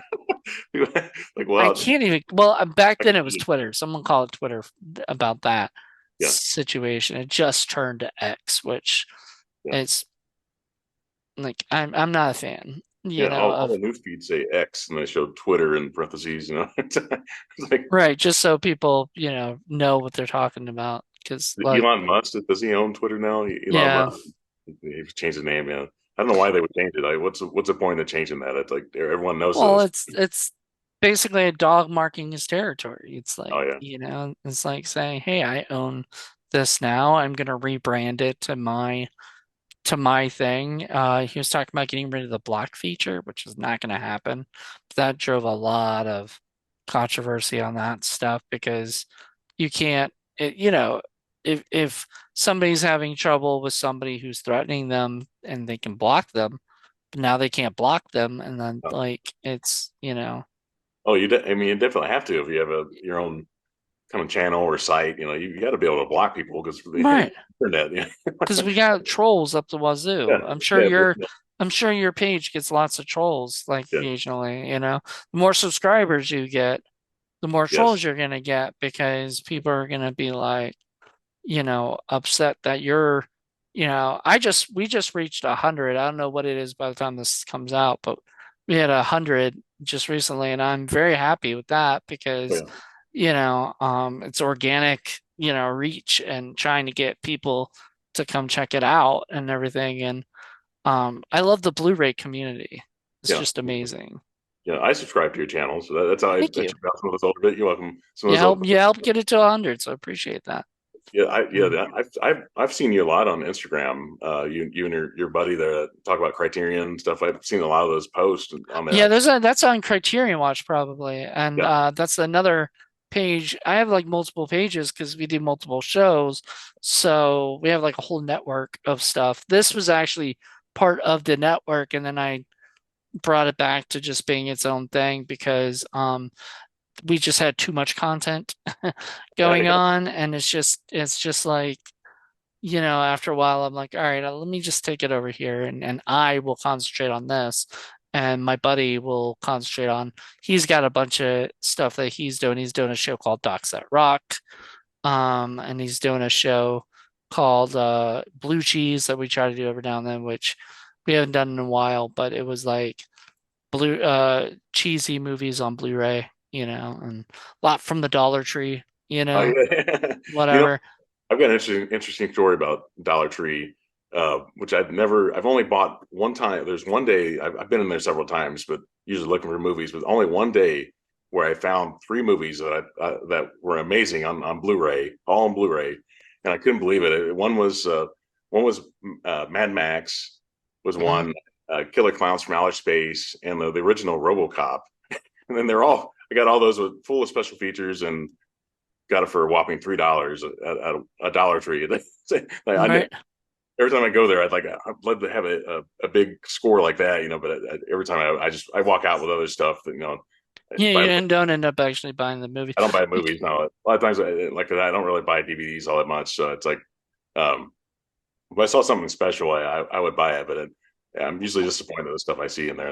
Oh, there's not as many Blu-rays as there are Yeah, DVDs for well, sure. But they are putting a lot more Blu-rays out, or they were. And Dollar Tree's been having problems because they they're now the $1.25 tree basically. right, right, So they're yeah, not even dollar anymore. And they since then they've also been getting less and less physical media. yeah, So and whatnot. And I think that's gonna eventually sadly go away, or at least that they look like it was. I mean, I've heard some people say that they're still finding stuff there. I buy them and I'm happy with, buying like a really crappy, yeah, cheesy Blu-ray there. I know you are a little bit more picky about your selection of movies. yeah, I'm not. I'm like the guy you were talking about that like wants to get all the criterions, not necessarily in spine order. Like I'm not like Kyle or something where I'm trying to get, like I feel like maybe he would love to like make sure he has everything. yeah. Those are my DVDs over there. Oh, nice, Still have some. nice. I've upgraded a lot of them, but I still have DVDs. I need to get a new one of these. My storage cases. I need to get two of these and get them both in like black, and maybe move this one to like another room, and that way I Oh, can expand it. Because at this point, I'm running out of space. I've kind of purged some of my collection, just stuff I never watched. And that's one thing I realized when I started putting these in alphabetical order. I had all my movies on the floor. I started going through them all. I was like, why do I still have this? Like that's when you start putting stuff on the shelf and you realize, why do I still have this movie? Like I haven't watched this one in like 10 years, and there's probably a reason why. And like just like Marvel kind of got me out of the habit of buying every Marvel movie. Disney. I don't buy every Marvel movie now. I'm more selective with that. I do have Doctor Strange too, like we were talking about earlier. I don't actually have that yet. Really? And it's because Marvel's ridiculously expensive. And Yeah. even when they go Black Friday now, they're still ridiculously expensive. Like I'm like, it's a Black Friday sale. I'm still paying like $25 for a Blu-ray or 4K or You whatever, get some for $10. It's Yeah. yeah, like, and then I see like a whole bunch of movies for like 10 to $15, for 4Ks, and I'm like, I'm gonna buy those before I buy these things. And I feel like, I don't know if you feel this way too, but I don't know when it started happening. It might have been like right after COVID and right after 2020, but like Black Friday's been sucking Right. really Right. bad lately. Yeah. Like, and I think it's because people are getting so excited about Black Friday that they're trying to have it earlier, and have Right. Yeah. like last year, like all the Best Buy stuff was early, Yeah. and stuff. And I was like, wait, so everybody can buy these movies before we even get to, then what's the point of Black Friday? Right. Like, is it, and so I'm starting to get like annoyed by this, like, because and then there's sales up the wazoo every minute these days. Kino just had their sale and everything. I'm sure you bought a whole bunch of stuff from Yeah, there.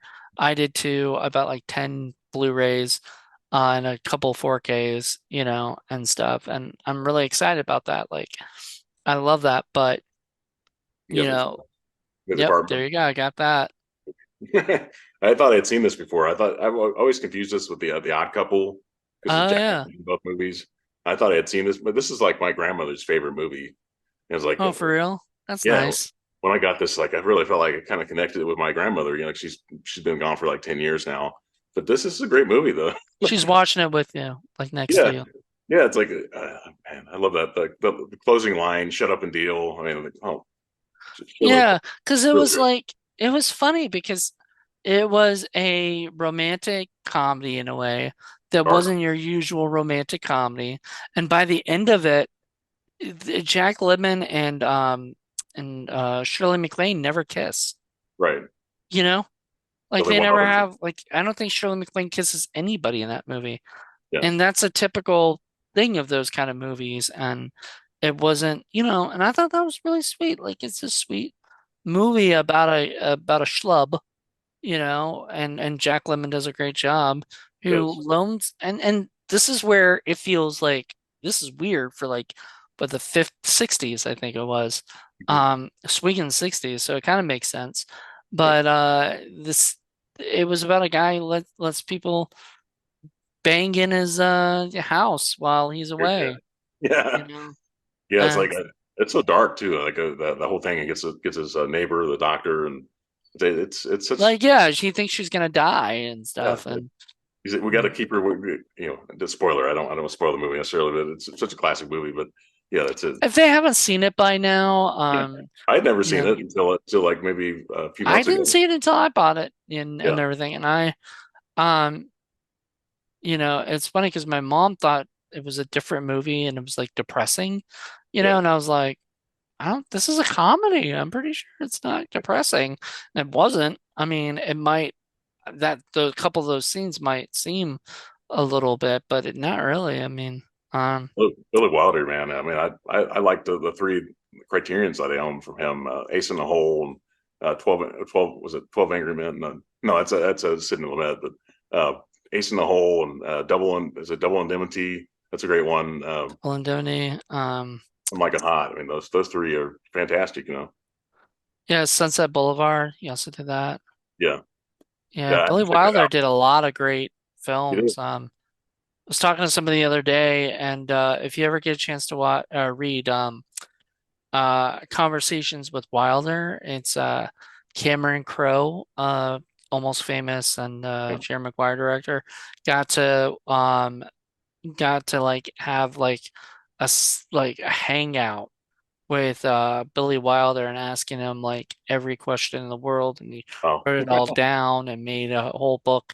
And like I'm not kidding, like every question because it's like huge book. And I used to have it. I don't know what ended up happening to it, so I'm gonna eventually buy it again.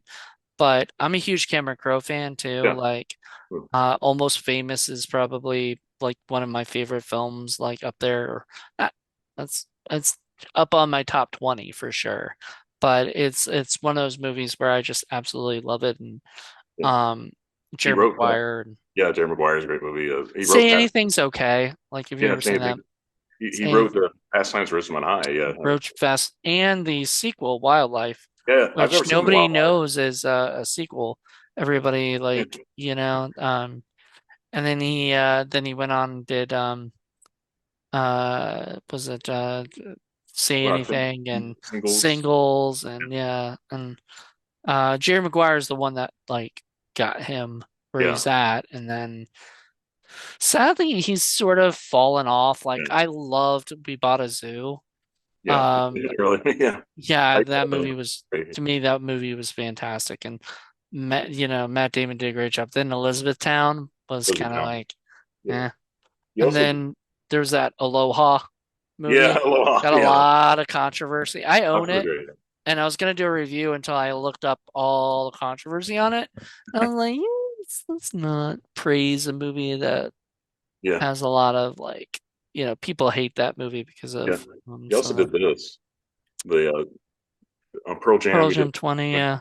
So he he did directed that.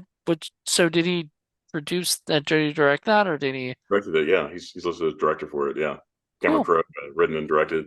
Yeah, this is pretty good. I don't have this on DVD, but yeah, he's obviously huge. He did a lot of stuff in Seattle. Obviously, singles.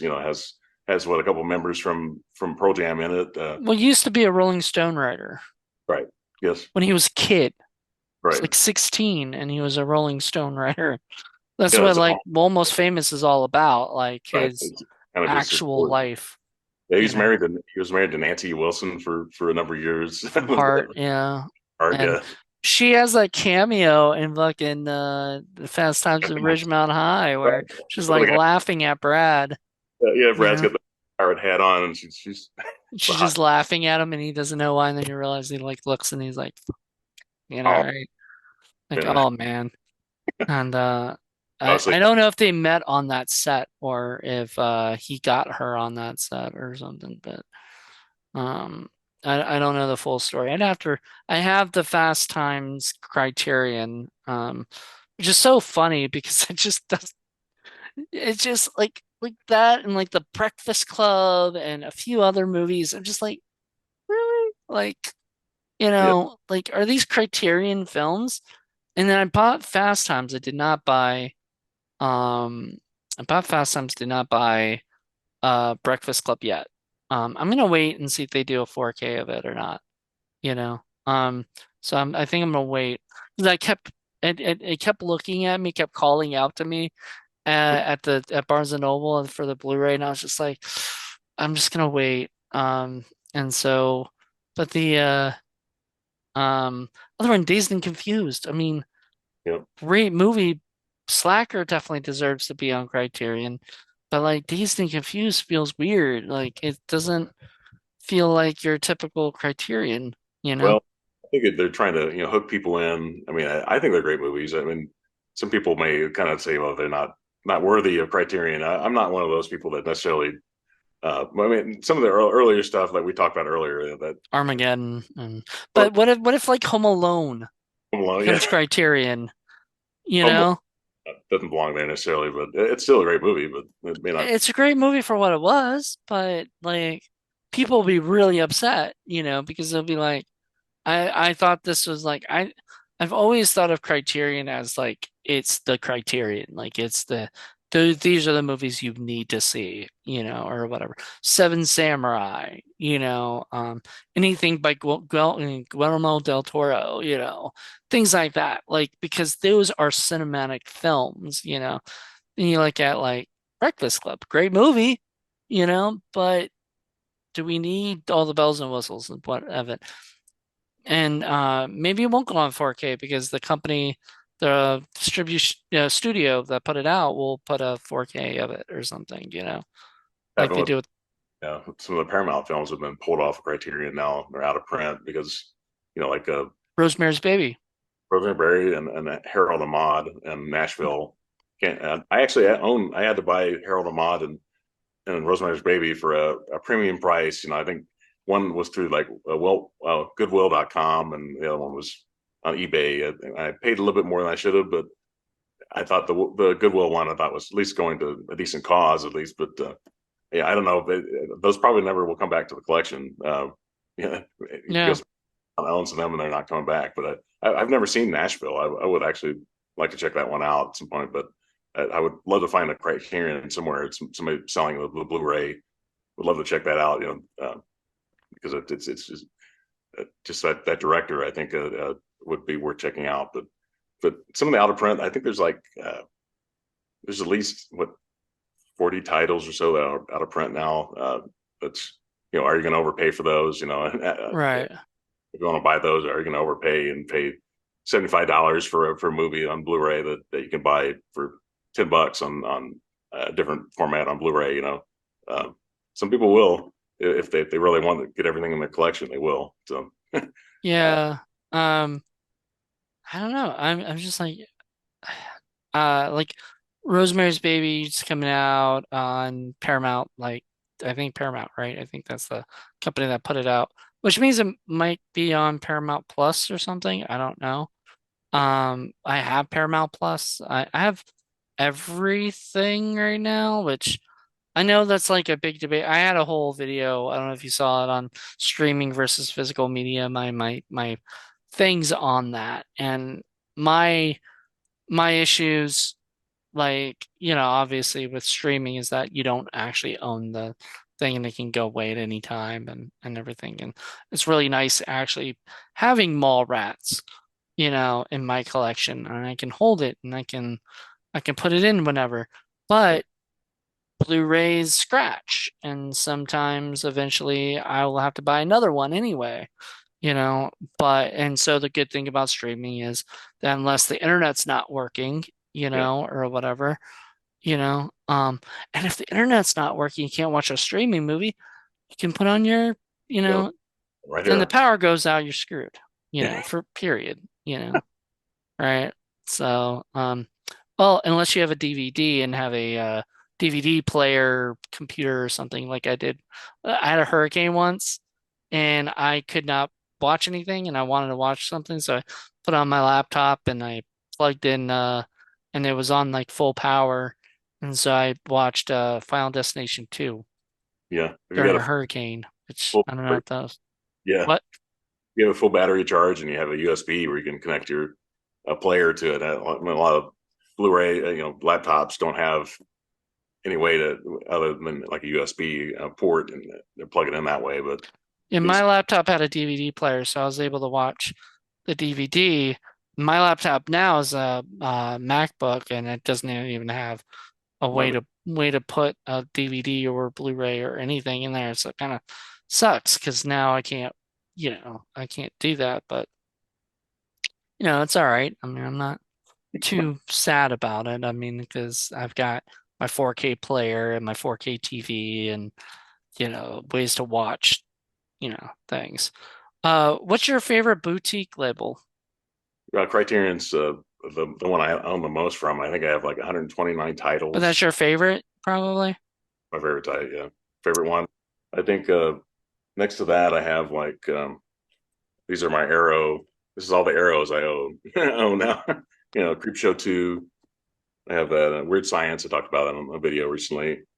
So Dune. you have the Blu-ray of Weird Science, not the 4K of it. These are all Blu-ray. Yeah, Do you have American. any 4Ks or do you?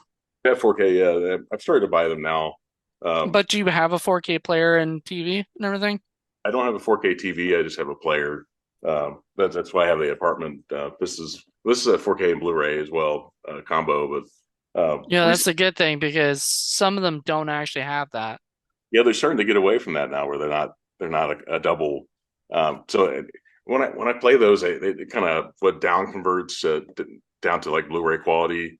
It looks okay. I've noticed that the two movies I've watched from on 4K were both Paramount movies. One was Top Gun Maverick, and the other one, Nice.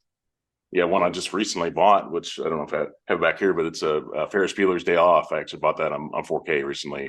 Once That's a again, another movie like we're talking about, I think me and Huck talked about it, like where I'm like, I don't know if I'm really a huge.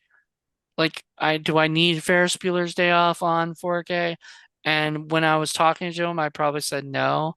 And now that like it's been a little bit since I had that chat with him, I'm actually kind of thinking yes, only because I want to collect all of my favorite movies on 4K. Not necessarily, I don't really need them because of the look or sound. Ferris Bueller might look beautiful. Weird Science looks beautiful on 4K, but it is, I mean, actually, Weird Science looks okay on 4K. I wasn't very happy with the, transfer. I thought it looked, I thought I did a whole 4K review of it, and that was my only complaint was that like it didn't blow me away as far as like the look. But aside from that, I mean, I love the movie and everything else was great, you know. in general. I think comedies I probably wouldn't be that enthusiastic about buying on 4K. But with Ferris Bueller, one thing I really loved about it, it has a John Hughes commentary on it, and that was like, oh, this is what kind of because I have it on Blu-ray and it doesn't have a commentary on it, which It's weird, yeah. I don't understand why it doesn't have a commentary on the Blu-ray. But so when I saw that on 4K, I thought, okay, someone pointed that out to me on my channel. one of the videos I made, and he said that Ferris Bueller's has a commentary from John Hughes. And That's okay, amazing. Yeah. Now I need to buy it. Yep. You sold me. that's the reason why, and it has some special features on it too that are really a little bit different from the Bueller Blu-ray edition. Has Mm. some additional features on it, so I think it's worth buying. I paid like I got it. Best Buy matched the price. It was like $22.99. I think it's regular price $24.99. So I had them match like Target or Amazon or somebody. But so when I saw that though, I got to hear that commentary and watch the movie again. It's been a while since I'd watched Ferris Bueller, and I think I put on my Tin Talks Talkies. They did the top 25 '80s movies Hmm. recently, and last month in July, and I had Ferris Bueller on my list, and it was like I had like 14 out of 25 on that list, and Ferris Bueller was one of the lowest ranked ones on there, but it made that top 25 list. So Ferris I Bueller, don't I don't think I picked because I did that one too in that challenge, and I don't think I picked Ferris Bueller. Did I pick? I don't know if I even picked any John Hughes. Just not. I mean, I don't know. I think it's because I don't. I might have picked Ferris Bueller. But I mean, I love it. It's a on great there. movie. Th- I actually didn't put I didn't put Breakfast Club on it, but it made that top 25 list. Um, I was going to get the list out here. I had quite a few like Predator and Die Hard and some great movies from the '80s there. Did So I I? was going What to did look up. I put down on mine? Top 25. Did I? Oh, did I not put it up on here? Did I put it up on? Might have put it up on the computer. I'm gonna look this up real quick. Uh, let me see if I actually put it up too. What I put it Uh, up. Fill in the gaps. So I had like a Empire Strikes Back on my list, The Thing, The Shining, Back to the Future, Aliens, Raiders of the Lost Ark, Die Hard was on there, Terminator, the first Batman '89, Ghostbusters, E.T. on there, Predator, so Ferris Bueller. So yeah, I had 14 out of 25, so not too bad. I think in the '90s countdown, I had like 16 out of 25 on that one. I think it was Tim said that was the most of anybody had picked. Um, I think movies with Ryan, I think had the most. I had like 15. Well, um, yeah, I did put Ferris Bueller's Day Off on there, but I'm Please, guessing because I was using pick the movies that I owned, and stuff. I was mainly picking 25 that I actually owned, and there's a couple that I don't own that I just said not pictured, basically. But Princess Bride is my number one. Then on Ghostbusters, Karate Kid, Back to the Future, Christmas Story, The Shining, E.T., Blade Runner, Big, Top Gun, Die Hard, Evil Dead, Full Metal Jacket, Goonies, The Lost Boys, Fast Times, The Fog, Blood Simple, Gremlins, Ferris Bueller got number 20, Real Genius, Scarface, Who Framed Roger Rabbit, Batman 89, and Raging Bull. Oh, I really like Real Genius. I didn't put that on my list, but I did buy the 4K of that last year, and I'm really glad that one got released because that was hard to find for a long time. My friend gave me the 4K, but Oh, he took the Blu-ray, okay, because he doesn't have a 4K player. So he's like, "Do you want the 4K of this?" And I was like, "Sure." yeah, And then I realized I don't think any of the features are on the special features are on the 4K, unless it might have the commentary track. That'll be yeah. about it.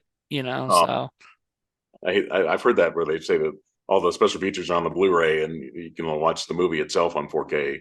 Yeah, that forget about that. Yeah, it's but like we were talking about it, like 4Ks are now getting released by themselves without the Blu-ray. And they have like a lot of special features that they would have on the Blu-ray when they're released by themselves, and that's it. Like I just got Frankenstein, Mary Shelley's Frankenstein, and that has all the stuff that would normally be on the Blu-ray, but it's on the 4K, and I love that. Um, but the same friend who let me have that, I actually gave him a whole bunch of my movies that I was gonna sell to Second and Charles. We have a Second and Charles is like a I don't know if you've heard of those, but you know. I went there to to give them a bunch, to trade or to get store credit. And and they only took my horror stuff because it was getting close to Halloween and they already had like overstock on movies. So, But I think you know, my yeah, I think technically my second favorite boutique label was Scream Factory, Shop Factory. okay. I've got a decent amount here. But I don't know if you have you ever seen Wild at Heart, the David Lynch movie. It's on I've heard like I know of it. yeah, it's on Shout Select. Uh, Nice. some people don't like this movie. You know, hot take. I really Inland Empire was one that didn't totally connect with me with that 3 hour movie. Maybe I have to give it another watch to kind of get into that a little bit more. But I need to watch more David Lynch. My for one of my former roommates when I was living in LA, she was a huge Twin Peaks fan. So I watched the Twin Peaks show by myself when she was gone just to check it out and everything. And I was texting her while I was watching it, going, "Oh my God, it's great." All right.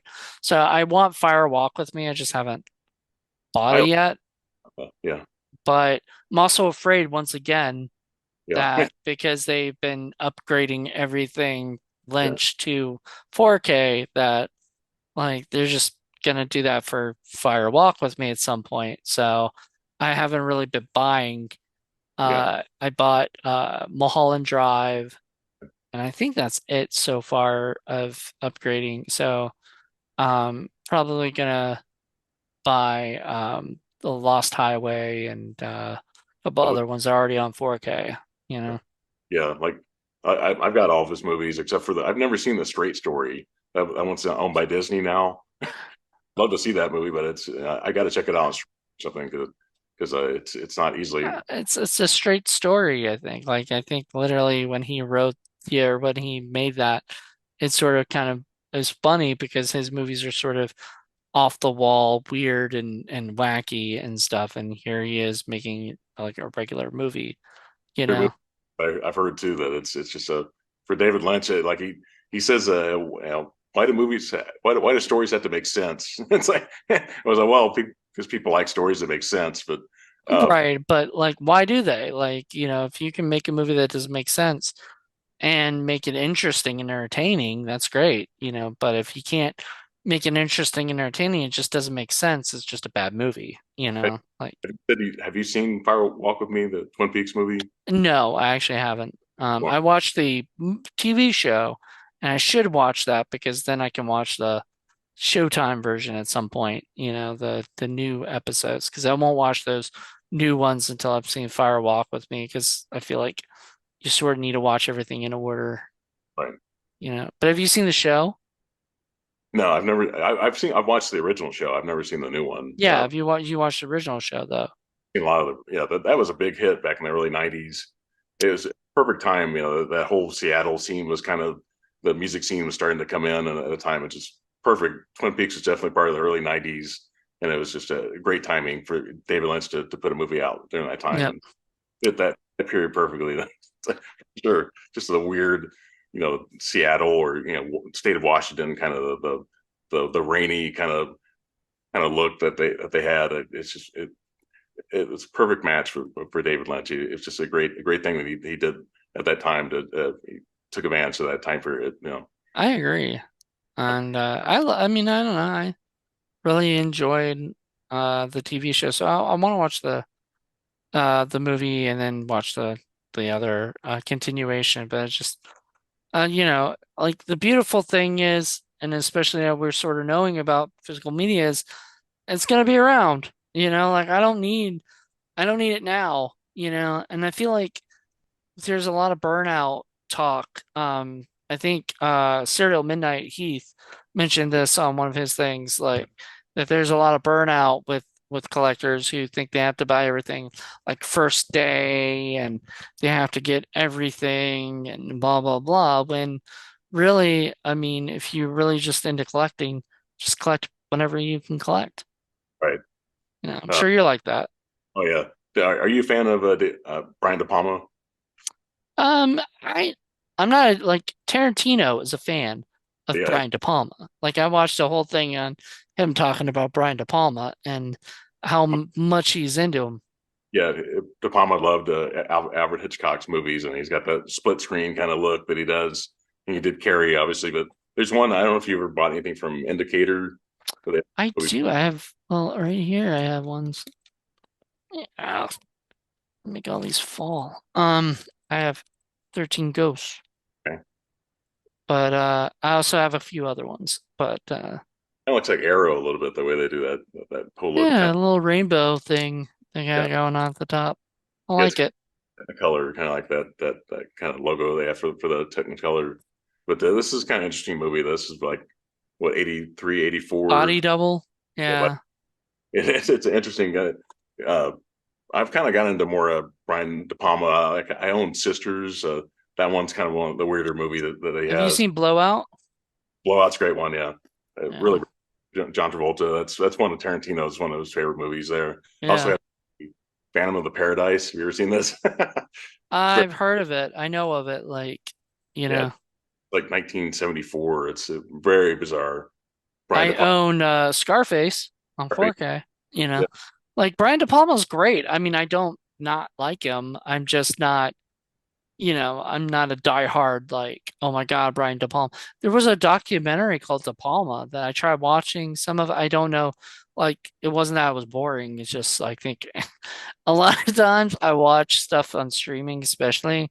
And I just realized I've got a million other things to do and I just can't finish or just start it and like, oh, I'll get back to it later and I just never do. yeah. I like Dress to Kill. Dress to Kill's pretty good on Criterion. I have that, but on a regular Blu-ray and I need to eventually get it on Criterion. I think Criterion just has it on Blu-ray. They don't have. There's a 4K out now too of it that somebody Kino or I think I think Kino did it, yeah. um, I was actually thinking of buying the 4K eventually of it. Because even if I haven't seen it, I'll blind buy that because it's De Palma, and pretty sure very, I'll like it. it's very different. I mean, it doesn't really fit today's times necessarily, but it's interesting for the way he thought back then. I don't want to spoil it, but I really like the Untouchables. I put my top 20. Untouchables, classic, you I like know. first Mission Impossible. You directed that one. I, I love what's that Raising Cain, yeah, great movie with I, John Lithgow, which is just so weird because every time I see John Lithgow I think of was it the Aliens show that he did, and everything. Uh, Karai Bonsai, whatever, Buckaroo Bonsai. Didn't he do that? Oh, no, he's he well third, what I was thinking is like the yeah, third Rock from the Sun. third Rock from the Sun, and then he did like he was in Orange County, Yeah, as the dad in Orange County, and just things like that where I'm just like, he's a funny guy to me. So when I see something like Raising Cain where he's like not funny, it's just polarizing, you I know? he's in Blowout as well. I mean, he play that character in that. He's very That's kind. right. Yeah. God. Yeah, that movie was great. Like, um, I haven't seen the original movie that it's a remake of Blow Up, but it Either. was not like the same thing. It was like he was a sound guy in Blowout, and I think in Blow Up he's like a photographer or something. So, which makes sense with Blow Up and Blow Out, you Right. know. When he saw John Travolta in that movie, he thought, I got to have him in Pulp Fiction years later, and so that resurrected Travolta's career at that time. So you know, hmm great Yeah, in that. and he fought for John Travolta because uh I heard a story. I think Tarantino was telling the story. Somebody was telling the story where uh Bruce Willis wanted that role, wanted the main role and stuff, and he was at a party with Bruce, and he was like, "Sorry, I already cast John Travolta for that role," and he's like, "Well, John Travolta's like a little bit more expensive, you should probably, right?" And he's like, "No, sorry, I can't. Like, I don't." Renege on offers like that, and stuff. So eventually he talked to Bruce Willis and Bruce Willis agreed to do the other part, but he really wanted the lead. I mean, who doesn't want the lead? You know what I Yeah, mean? yeah. So, Bruce Willis, he thought he should get an Oscar nomination, and I think what didn't Travolta get an Oscar nomination for his part, and which wanted to play that character. He felt like kind of cheated because of that, but I like the character that he plays in Pulp Fiction, though. It's like I can't imagine him not playing that character. But Vincent Vega, yeah, yeah. yeah, Which is funny because you know the story with that. Like he was basically, I don't know if that was always the plan, but like his character was the brother to Michael Madsen's character in Reservoir Dogs. So there should have been a movie at some point where they were both together. But now Michael Madsen is so far gone. Like I love him to death, but he is not. He hasn't. He's barely worked with Tarantino. Like like Tarantino used him, and I know uh Kill Bill 2, and then I think was he in like I want to say he was in The Hateful Eight, but I'm not sure. was he? I'm not sure. I don't quite remember. I don't Uh, know. But he was in like stuff like that, but he's been in like the Asylum movies now. Like he's sort of gotten to that point in his career. Well, he'll just take anything.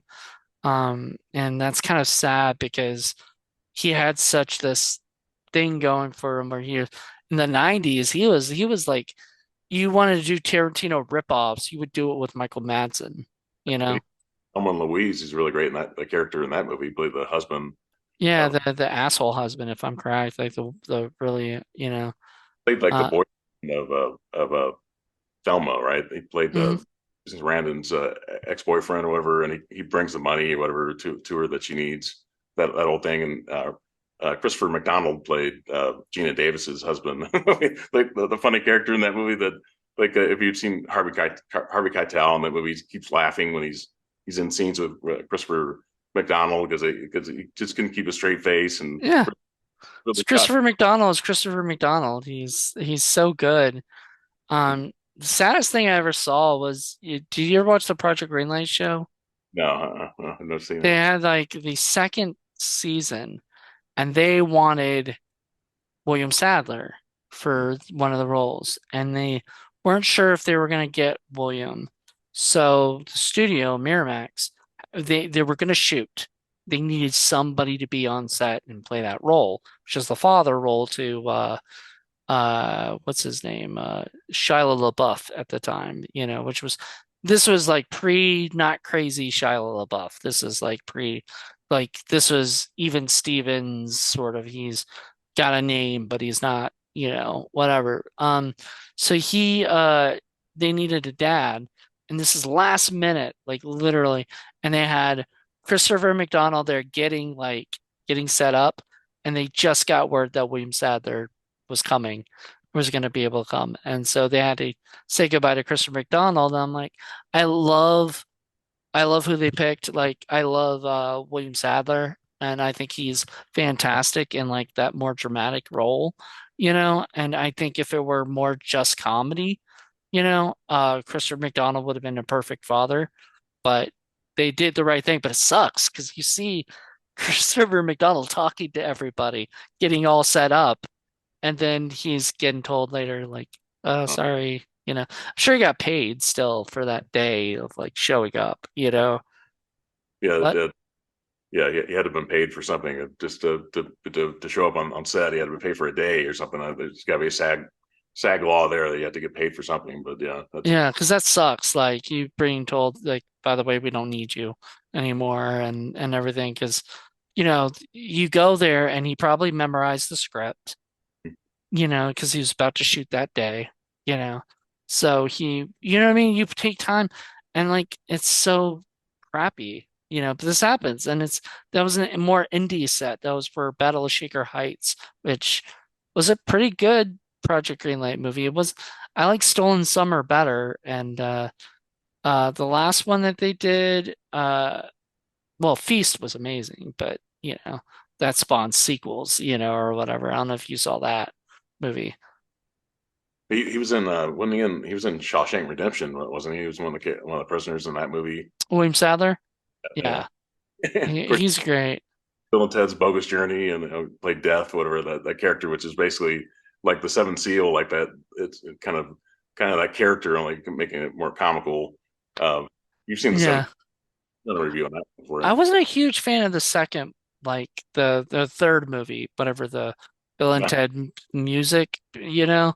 But a Yeah. lot of people I know love that movie and everything, so I kind of feel bad always saying that. But I need to rewatch it probably because the first time I watched it, I was like, this doesn't feel like a normal Bill and Ted movie to me.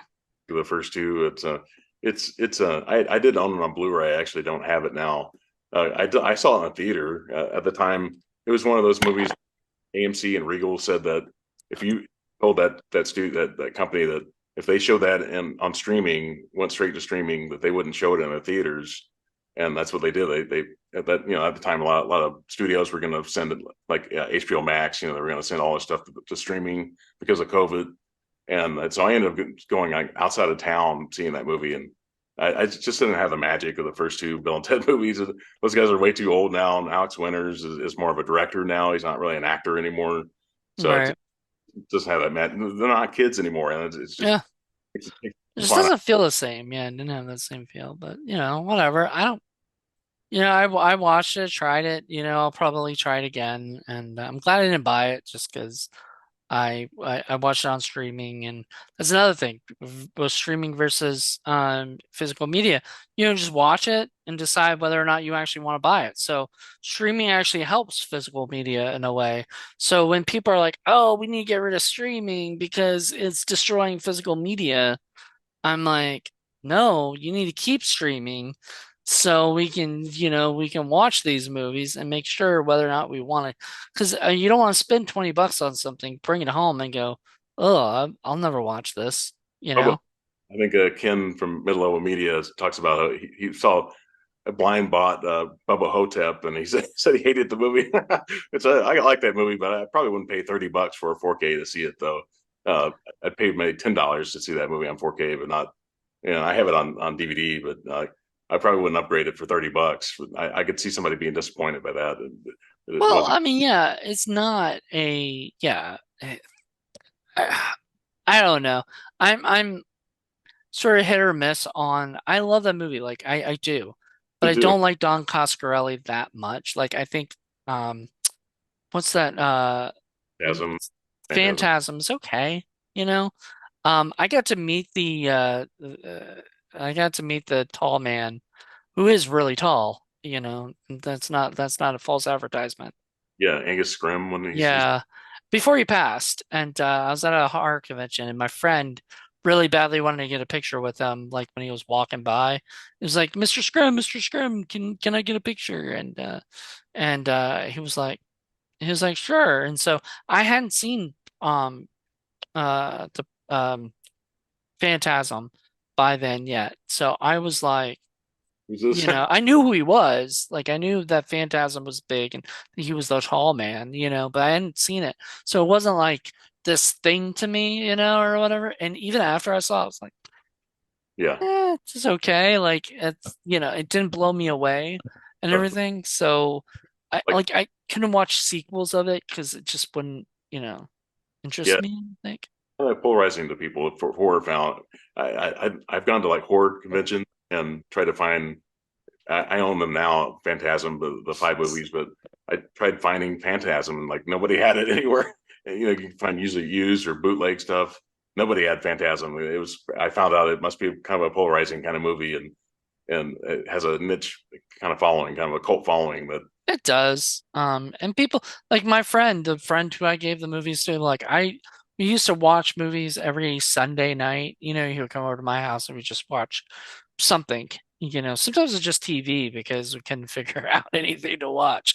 Nowadays, I have so many boutique films and things like that like now he wants to come over and watch Touch of Evil because I got that on from Kino and which like that was something I was so excited about because it's a little expensive, so but it's Orson Welles, so I'm doing Orson Welles Appreciation Month for September, so I figured that was a movie I've never seen, and I, I'd love to watch that. I bought Citizen Kane on Criterion 4K. It's like I hadn't seen that since like the early '90s. I loved it so much more. Back then, I watched it maybe a couple times. and I thought I didn't I liked it more than a lot of my friends did, but I All right. enjoyed it more. And the movies, like film directors talk about how iconic Orson Welles was and how he did how he could do someone have somebody in the foreground and the background, they're both in focus. Right. Even Spielberg said that that was really revolutionary at the time. Nobody could do that. It was Yeah. something different, He was able to, yeah, he revolutionized film. I, when I watched it, I first watched it with my dad. We both had never seen it. So we were so excited when I was like younger, and we were both bored by it. Okay. And originally, right? Because because first of all, we didn't care about like the idea of somebody owning a paper, thing, and becoming a mogul and all that stuff. Then Yeah. I watched it again for Criterion Watch, and I bought it on Criterion, and I bought it on 4K, and I was like, look, even if I don't like this movie still, you know, I'm gonna still have an appreciation for it and everything, and at least I'll have it on the best possible, thing for it. Plus, they give you like three extra discs. Like it's a huge set, that, so we watched it and I absolutely loved it that time. And I think I have a theory that a lot of times when you're with people, your your feelings and your like things can kind of absorb into what the other person is saying or whatever, and then you kind of agree with them, but if you watch it by yourself, sometimes it'll be different, and everything. The Criterion special features really kind of sell it too, and I think it has a commentary on it that I think it may have more than one commentary on it. You It's do. It's like like got four commentaries, and I think one's Roger Ebert. And I I'm think like, how awesome is that to listen to like Roger Ebert, a film critic, just talk about probably what, which I haven't listened to. That's sad. I love to watch Roger. I listen to his commentaries. I've got like a Roger Ebert, uh, kind of like what's it, Life Itself. That film he did, the Oh, I have documentary. that, yeah. It's got like a poster of him in my one of my the office in middle bedroom here. I look at that. Nice.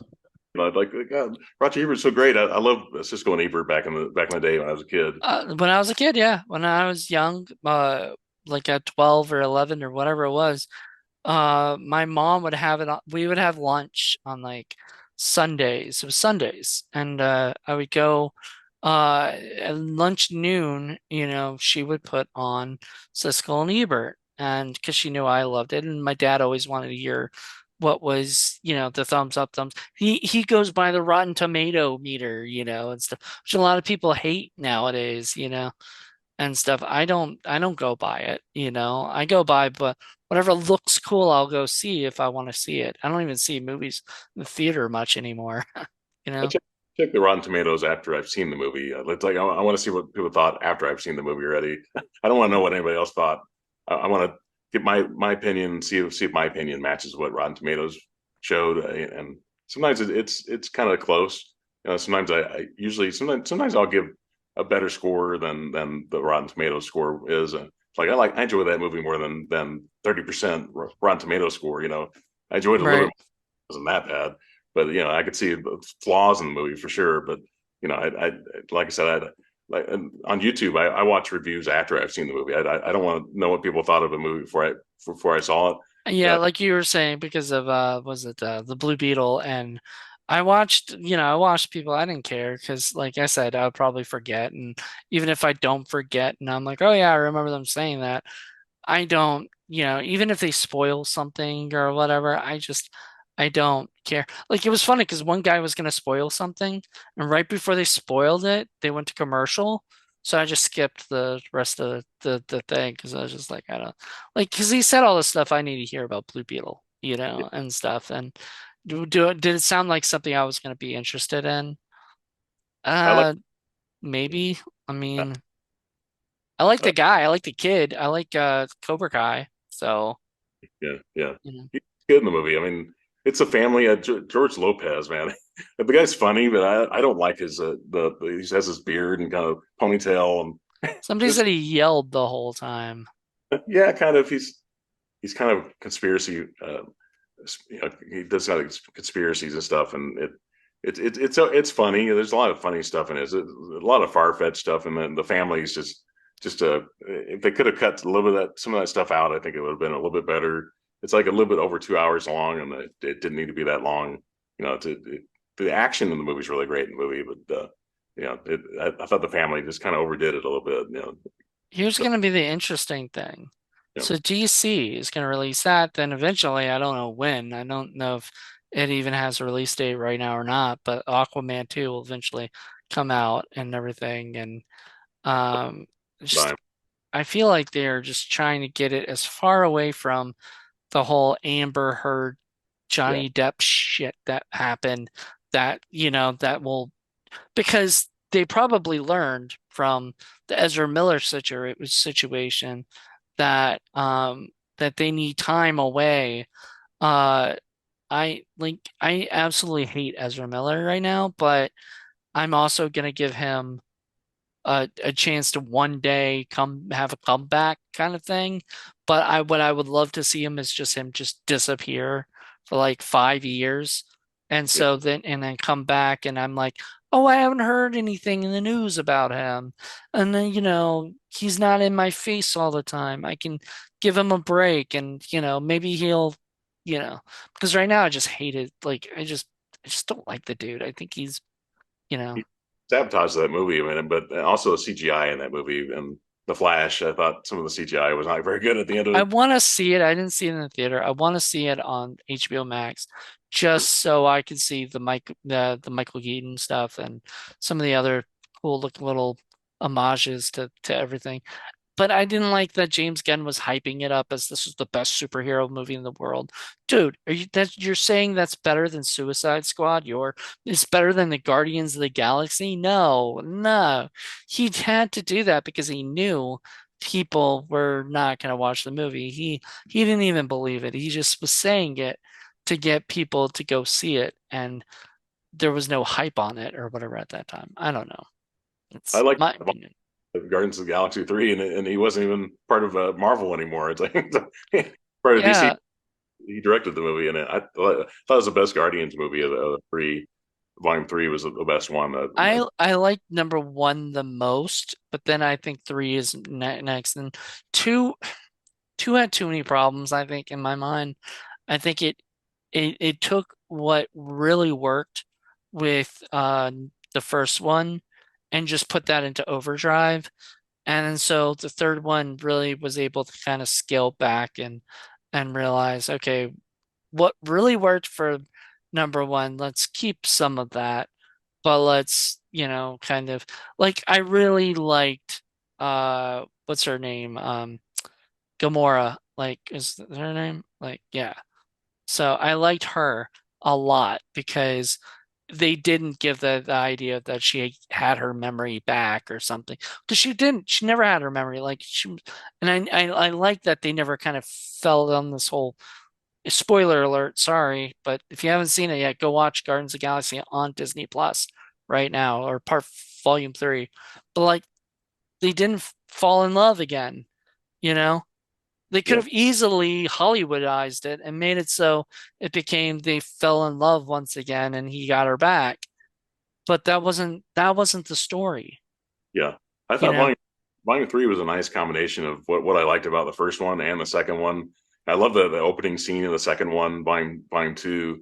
I love the music. I thought the music in Volume 2 was better than the first one.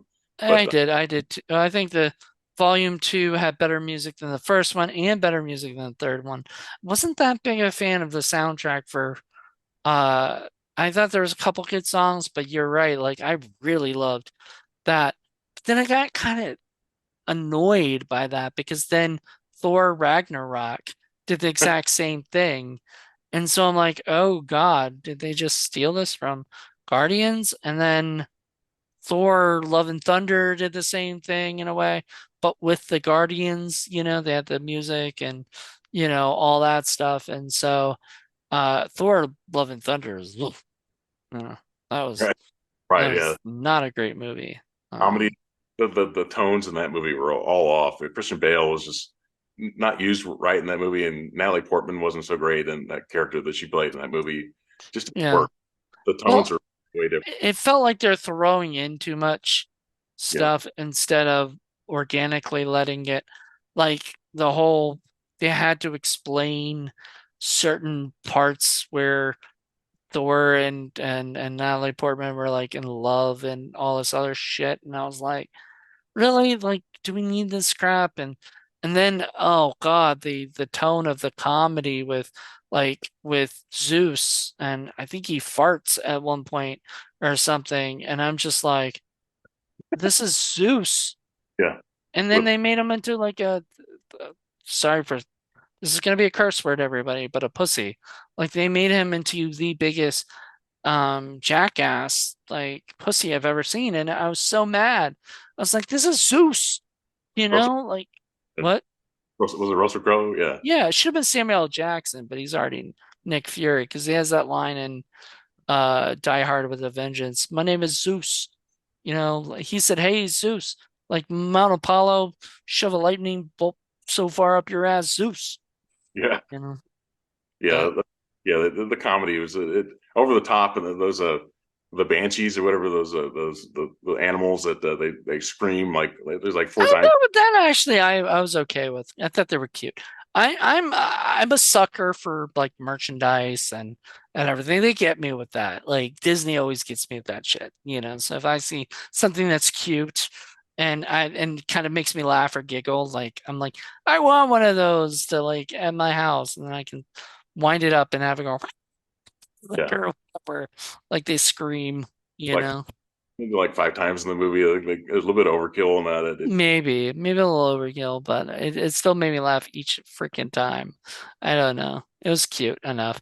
But apparently that was like a throwback to something that was on like a commercial or something, and kind of like how Scary Movie stole the what's Yeah, up, thing. And all of a sudden everybody knows it from, Scary Movie, but it was a Budweiser, right. joke and stuff. So, which I think is kind of wrong if you steal somebody's joke and then make it look like it's your own property. Um, but anyway, I will like we'll kind of wrap this up, but like I want to talk to you a little bit more about boutique stuff. We kind of go on, and this is not like this is me anyway. So my stuff we go on to different topics and other things. That's not necessarily what we're like the title is physical media chat, and then we talk about other movies that have nothing to do with that. But so you said so do you like Kino? Are you a big Kino fan? So far, I only have three kinos. I have I got this one, a movie I actually already liked. It's called Stunt Rock. Nice. This movie, it's about the band that was called Sorcery in Los Angeles back in the late '70s, early '80s. They actually uh, they actually had like a magic show. It's like has like a demon and a wizard, and they battle. They have this magic show on stage, and it's like it's rock music, and it has the main character is like a stuntman. He's an actor and a stuntman. He's Australian, and it's just a crazy movie. But this is a Kino release, and I Nice. already had this on DVD, and then when I saw Kino was releasing it, I thought I got to get that. So I got to upgrade. Nice. Yeah, and I also have Stanley Kubrick's Fear and Desire, which is Oh, I've heard of that. I don't think I've ever seen it. this is the Kino Classics. Is that This, like one of his first movies? it is his first movie. Yeah, this First is movie, period? yeah. It was lost for years, and then after he passed away, it was found somewhere in South America or Is someplace. that available? I think it's still available. It had this had was released in England as well, like with a red cover, I think, from Kino, and And Desire. I gotta look this up and see yeah, if I can find it on eBay. it's not a great movie, but if you're a Stanley Kubrick fan, you got to get it. Yeah, no, my buddy is a oh wow, it says it's got you said it's got a documentary? Yeah, it has a documentary on it, and also Kubrick did like he did like a video like on seafarers at the time. Yeah, But this on the UK release on this, it had like his first two shorts. One was kind of like the day of the fight and the flying Padre or something like that. It had right. but you can see those on YouTube if you check on YouTube. You can see those releases. But this is I think it was like Red, the UK version of it. Some reason they didn't put those special features on this the two shorts that you can see on YouTube. But I wish they had. But yeah, it's definitely Maybe worth. they'll do it on another release. I'm hoping, hoping. But yeah, when I saw this, it's like Maybe Library it's of on the Killers. The Killers had some stuff too. Killer's Kiss is on Killers. Yeah, on the On Killing. Criterion it is, but actually they Okay, have their own like I think 4Ks, so on Kino. yeah. So So yeah, if you're a Stanley Kubrick fan, you got to get this for sure. It's it's a must own in your collection. It's a Library of Congress. When they found that footage, they restored the movie and it looks really good. It's in black and white. nice. It's like 1953. So yeah, you definitely have to get this one if you're I Stan. have The Killing. I think it's The Killing. Yeah, The Killing. It's got Killer's Kiss is on Yeah. Criterion. Yeah, Yeah, it's I've got that. And then and we did that for Criterion Watch, and so that was great, you know. yeah, And I love and then it's got Killer's Kiss, which I still haven't watched, but I watched The Killing and yeah. I mean, it's like my second or third time I watched it, and I still love it. Like, it's such a good movie. And the fact that, what's his name? Sterling Hayden. Uh, Yeah, what? Sterling Hayden. He was in Doctor Strangelove. He played the Yeah. And that's because he worked with Stanley Kubrick on The Killing. But originally, Frank Sinatra wanted it and stuff, and he was going to pay for it. But then the company that, the guy who owned the rights, the author, said they would give it to the Stanley Kubrick's company, the producer, if they came up with the amount like right then and there that they said, which they did, and they gave it. They bought the thing right before Frank Sinatra did. wow. So because could you? I mean, I can imagine Frank Sinatra doing it, but like he would have got a director he's worked with, and he would not have hired Stanley Kubrick. And this was Stanley Kubrick's like third movie. This was big break to try to get out there. So I love that. Yeah, he was in the Manchurian Candidate. He's really great in that. Frank Sinatra, he's in Yep. that one. It's a really great movie, really dark kind of movie. It's I need that's that on 4K as well eventually. I think yeah, I'll get it next year. yeah, I've already got, I don't know if you're like me, but I have a list. yeah. And I've so I have this huge list and I just go down it and check off what I bought for that. Like I think it's for like 2 months. So I've already got all my movies for my haul for 30 movies. And I'm doing like 10 4Ks and like 20 Blu-rays, and I will do that we'll do that for the rest of my haul videos and stuff like that. yeah, You know. Um but yeah, so Kino, I got this the other like recently, Stone Cold right. Brian Bosworth. And if you ever saw this movie, it is utterly ridiculous. But the best part is that the villains are Lance Henriksen and William Forsythe. Oh, okay. Two people. Well, I saw Lance Henriksen at a horror convention, and I met William Forsythe a bunch of times, and both people seem really nice as hell. So, but William Forsythe and Lance Henriksen playing bikers, basically. So that just sounds like utterly ridiculous fun. And so yeah, I like my Kino. I got like a whole. I think it goes Criterion and then Kino is next, and then probably I don't know Arrow and then Scream Factory. I don't know. Yeah, I don't have like I said, Screen Factory, yeah, Shop Factory, Arrow. I think I only have like 5 or 6 titles.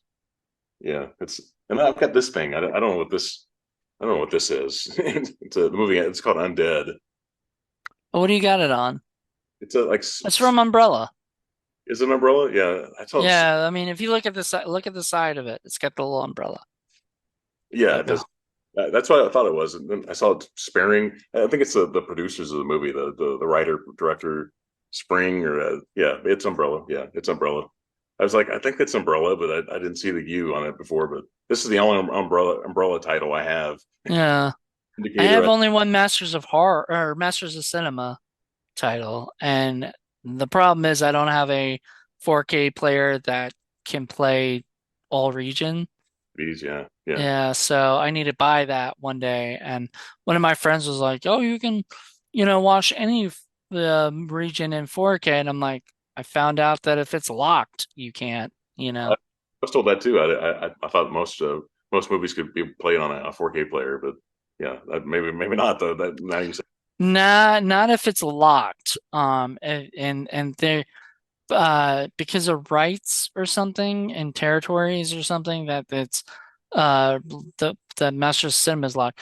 But the funny thing is, so I bought The Lost Weekend, which I was so excited to watch on there, and it didn't work, because it was locked. So I went and bought it eventually through Kino, and because that's the beauty of a lot of these companies is like one of them will have it, but then another, they'll license it out to another company as well, So, and I've got Synapse, Blue Underground, um, Vinegar what's Syndrome. Yeah, that. Vinegar Syndrome, of course. I discovered them at Texas Frightmare Weekend, Okay. and I went there and they had a table right across from Arrow, which is weird, because they're like kind of competing. But, I went over to both tables and bought the same amount, like seven, the first time, and that's like $20 a movie. I had some money on me, and I was like, and then I went to the Wild Eye. I don't know if you know Wild Eye Entertainment. They're very low budget stuff. Like, uh, what's their biggest thing is like, um, what's that? Wasn't that llama? Pastor, Velocipaster, Yeah. stuff like that. They're just really bad, but just off the wall bad movies. And so I got a bunch of their DVDs, but they barely sell Blu-rays, you know. Oh, well, last night Ken from Middle of Media, he did like a tier list thing, kind of ranking his favorite uh, boutique labels. He did that whole hmm thing. Some on the bottom of the list that I had never heard of, but he had like Criterion and Yeah, like he had Full Moon on there, which I was like, is that really a boutique label? I mean, I guess it is. I he don't had really consider it one. he had Paramount But too. I didn't yeah, think of that. Paramount Presents, but I think he only put that in there because like he also had Warner Archives and stuff, which I do believe that they're sort of more boutique. They're very more classy, and but they're still a studio, big huge studio, It'd be like Universal Presents. Yeah, Like it's like that Shout Select title I talked about the Wild at Heart. mhm. It's never heard of Shout Selects except for that one title. It's like it's part of Shout Factory or Shout Studios. Well, Never it's the same thing as like Arrow has their Arrow Academy. right. Yeah, And I've got like three of those. I don't have any shout select, and I've only got one shout, which yeah, is it just bought recently. I didn't even know it was a shout. yeah. It just says Shout Select, and it has Yeah. special on it. I need to get that. Like I'm gonna like eventually I'm going to expand my shout, my arrow, the Scream Factory is part of Shout Factory, Right. Yes, which yes. I got kind of a little. I was like, okay, so Ken had both Scream Factory and Shout Factory. I'm like, isn't it basically like the same thing? Like, I One mean, and the other one's just standard movies, basically. Shout yeah, Factory is one's just just horror, which I just bought The Howling for on 4K through Scream Factory. But then I really some of the Shout Factory movies feel like they should have been Scream Factory movies. like King Kong. This is a Scream Factory, like 1976 King Kong That makes with sense. yeah, it has Rick Baker's the guy that played King Kong. He was in the ape suit, the Kong suit. I love this. Jeff Bridges is in it. It takes place. Have you ever seen this? Have you ever seen the I original? know of it. I've never seen it actually, so. Because it's interesting how it ends. The It's a location, different, it's a different than the original King Kong, right? Empire Like, State. state building. It's a different area in New York. It's very to watch it now is like wow, it's really nostalgic to me. But I don't want to spoil it though for people who haven't seen it. It's worth seeing. But yeah, Rick Baker, Academy Award winning guy that did American Werewolf in London. He's the Mm. guy in that movie. He's that old school and wearing the guy in the suit. Yeah, actually, it's funny is there was a lot of controversy with The Howling and American Werewolf in London because John Landis had hired Rick Baker and he then went on to do Howling or whatever was going to do Howling. So he had to do both and I think he ended up just sending his people to the American Werewolf, but something like that because there was some big problem with like he got booked and he was like, "I'm the one who got you that gig, and now you're not doing my movie." Like, Werewolf in London. Basically, Rob Bottin is the guy that did the Howling. He also did the Thing. He did oh, so that and was it, something like that. There was something like one of them, and so Rick Baker, yeah, okay, Rick Baker was the main guy. He was a genius, and Rob Bottin was like his apprentice. Basically, is kind of like 5 years younger, and Rick Baker set up all the makeup effects for the werewolves and the Howling, and they got it all set up, and then he called Rob Bottin to come in and do the job, and he went over to work on American Werewolf in London. So that's how genius Rick Baker is. The guy set up all those the way the werewolves would look and the Howling. And I like this. I like American Werewolf in London a little bit more. I like the yeah. Howling's really great too. Well, I just bought both. So I bought both on the 4K. So I had to get American Werewolf in London on 4K, and I just literally today just got The Howling. So which I'm super excited to. It's funny, I'm super excited to watch them. I don't know when, Yeah, hopefully closer to Halloween time or something, but you know. the Werewolf in London first. Watch that one first. So I enjoy Well, this I movie. mean, I have the Blu-ray of it, which is good because once again, the 4K does not come with the Blu-ray, so at least I have the Blu-ray. But I don't have the Arrow Blu-ray or whatever. I have the regular Blu-ray of it, So Really good. I enjoy what the special features they have in that one. I think are really good, and I've always loved that movie. I've loved it since I was a kid.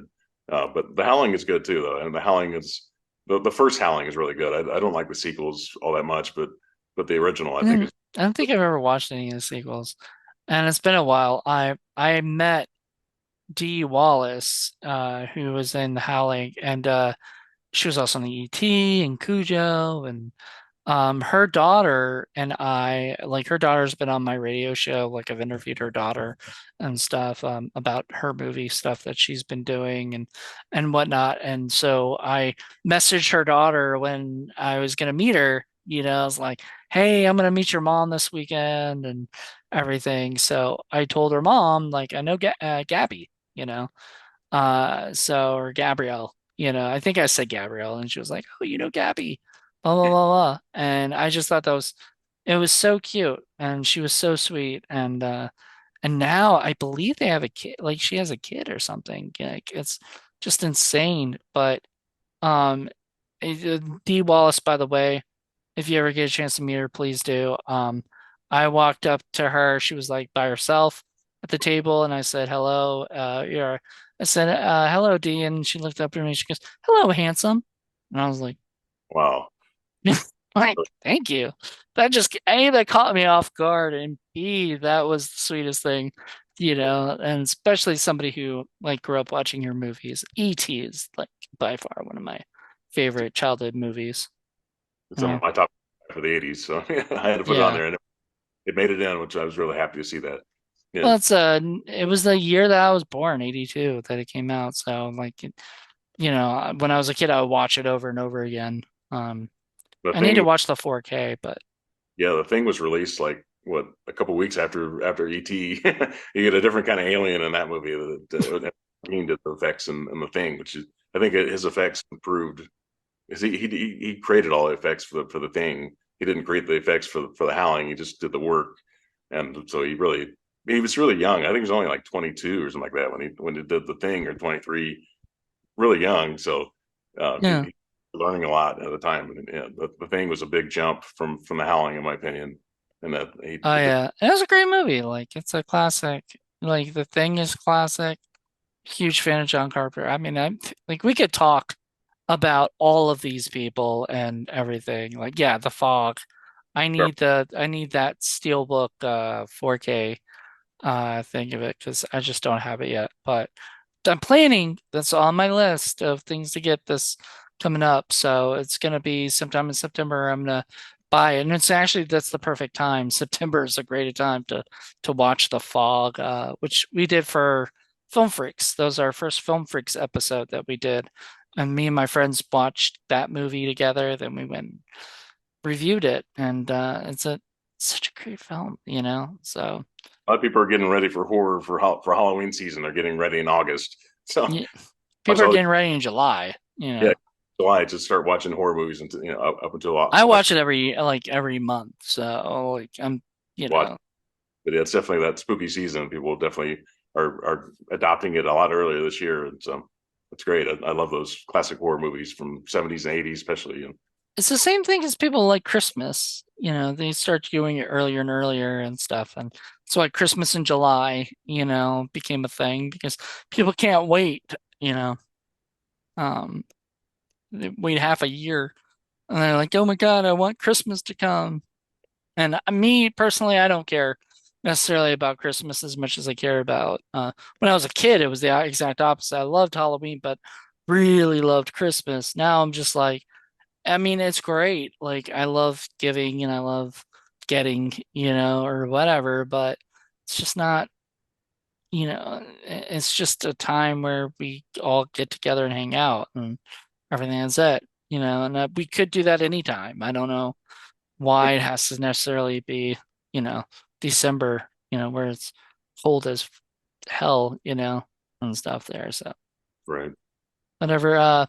So anyway, I'm glad you got to share with me your favorite boutiques, and I never even, I don't know when I even learned that term boutique. It might have been this year that I started hearing people call it that because, you know, back in the day, I might have called that pretentious myself, you know, because I feel like, you know, that just makes it's the same thing as people saying elevated horror, you right. know.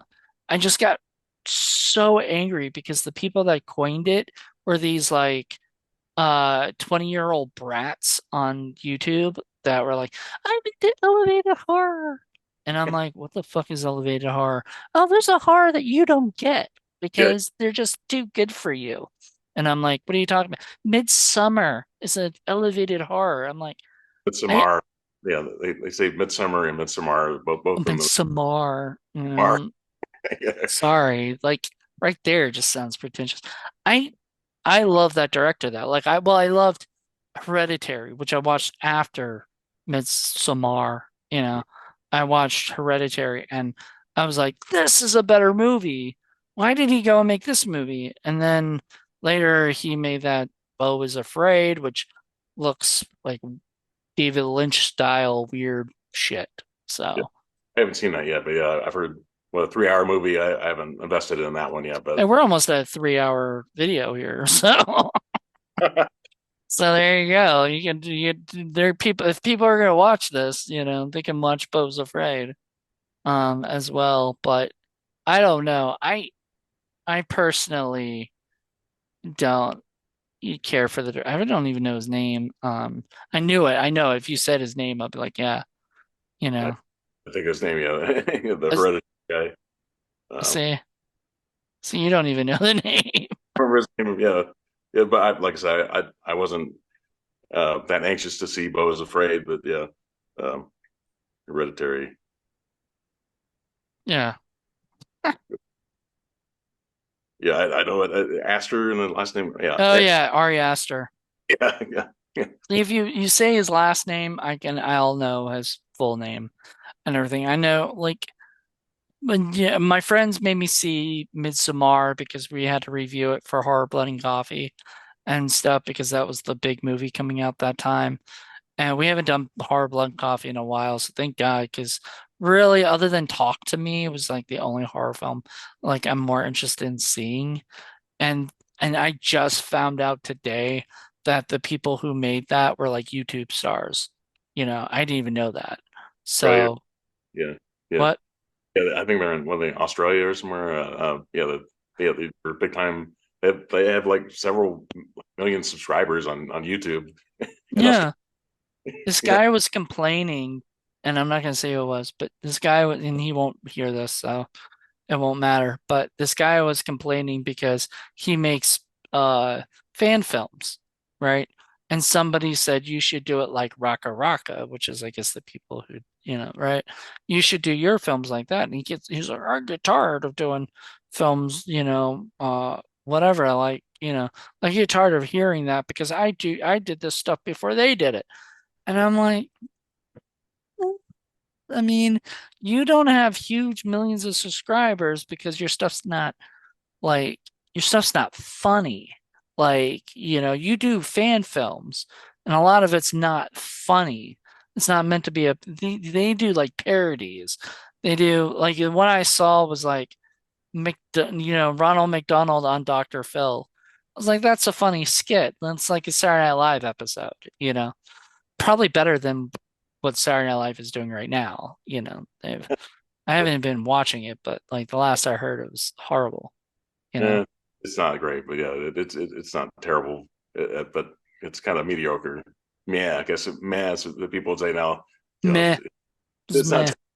but yeah, it's improved over the past few years, but it's still. I think they canceled it this year because of SAG. They canceled the season. It wasn't just SAG; it was also the Writers Guild too. That was the big thing. So they weren't even able to finish their last episode because they weren't able to get it filmed before the writers' strike. And that they do a lot of improv. And the problem with uh WGA is like the same thing with Deadpool was like, they could record what they have already if they rewrote it before the strike happens, but anything after the strike they can't write.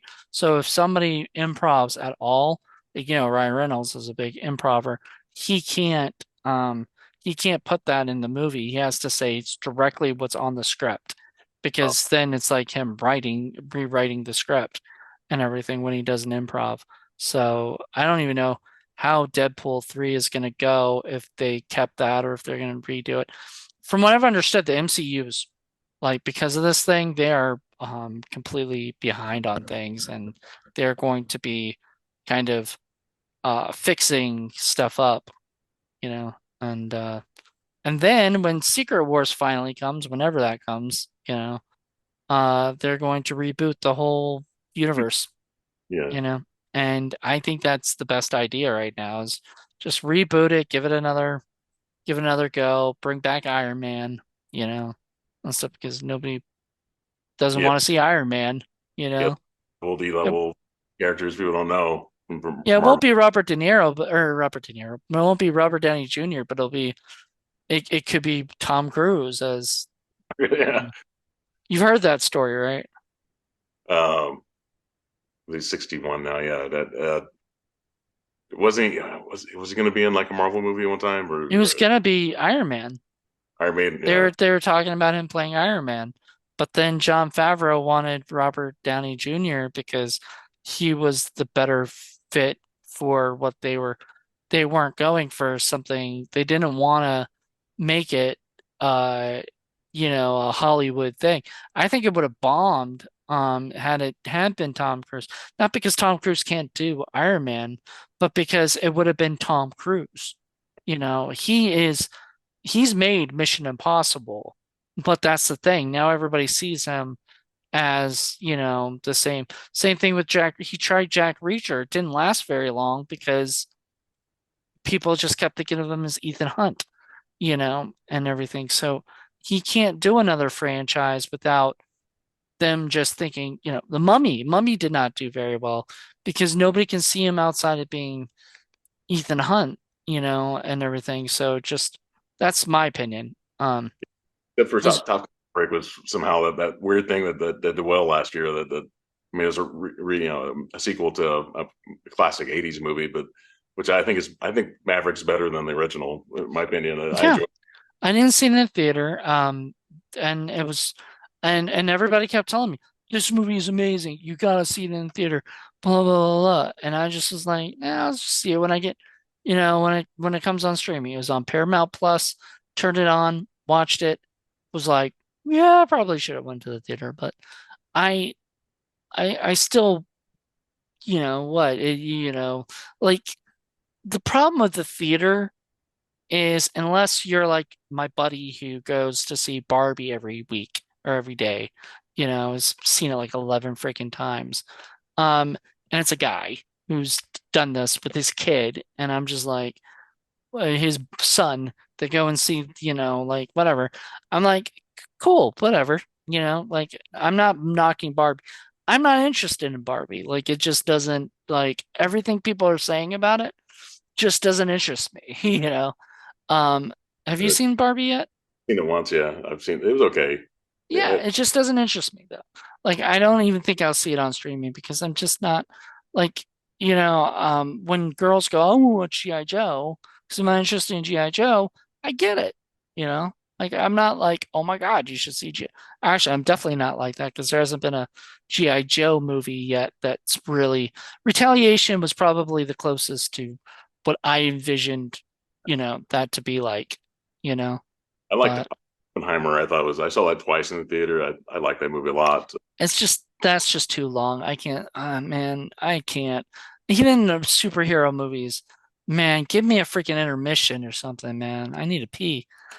Yeah, the Batman was about 3 hours almost, and yeah, Yeah. long. Black Widow, man, I had to pee during the middle of that movie, and I'm so upset. And I was like, oh, that's the thing of like being home. I can pause it, go pee, come back, or whatever. And in the theater, you can't. But remember when they used to have like intermissions, and everything. And I bring that back, if you're gonna have a big ass, long ass movie, bring it back in intermission, so people can go bathroom, come back and get ready for the movie some more. No, they But want people back and watch the movie again. The scene that you missed, come back and watch it the second time, and you'll yeah, I'll catch. just wait till it's streaming. See this? Like I'm not I'm not playing their game, you Yeah, know. right. Like I think Tarantino talks like that. I'm not playing your game. Your game is not, like I'm not gonna I'm not your my favorite line he ever said he said to an interviewer is like, you're not my master and I'm not your puppet. Yeah. You know?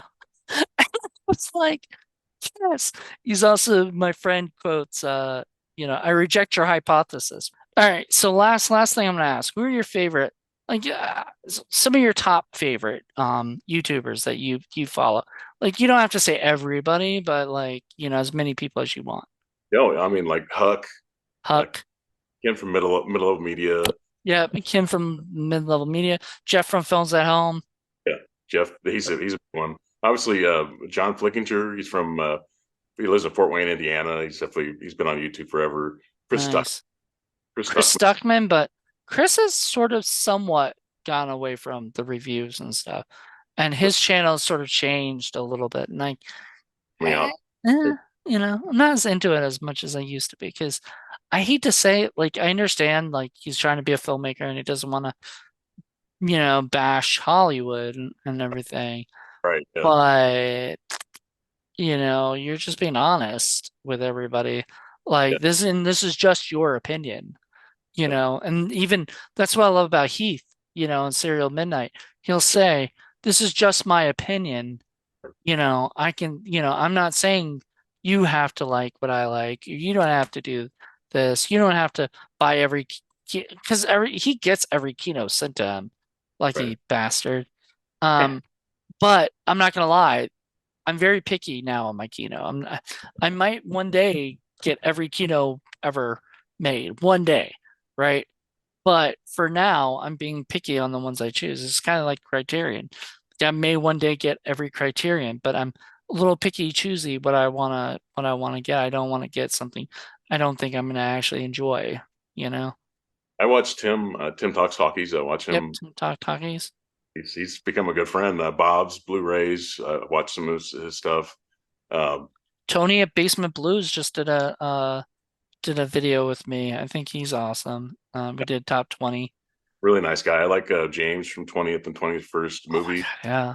He's a really nice guy. He seems very nice. I like, you ever watch the Misfit Pond? They Yes, just close. they I watched it. they're Yeah, yeah, they followed me on something, one of my channels, and I was like on my one of my uh, Instagram, and I was like, ah, like that's awesome. Thank you for following me because I'm a huge fan, yeah. you I know? really like his Blu-ray hauls. He does like July and November, and I watch other stuff too. But He with used to Perry, do Criterion, but I think he stopped doing Criterion because they would have their whole group go to Criterion and stuff. So he did one in July, but he did doesn't he? do. Okay, I need He to rewatch that. did yeah? You gotta check that out. He did a good one. At least he may have done two. He did one with Perry, like his friend Perry that they used to do videos on all the time. He did another one, I think, in early July. So he might have at least two out there. John Campia, he's kind of scaled back things now too. He's a big Because he one. got a little political, didn't he? Like and Yeah, he's stuff. a little more political, and he moved to that office space. It kind of ruined the whole magic of when he used to do it in his garage. Uh, Yeah. got a big staff of people to work for him now. It kind of Yeah, ruined. when it becomes like more of a of something that should be on TV and not YouTube, it becomes sort of not as much fun. Like I like I like this. I'm in my bedroom. Yeah, You're in your I guess in your DVD liver. library, Yeah, and stuff. And I think that's a lot of fun.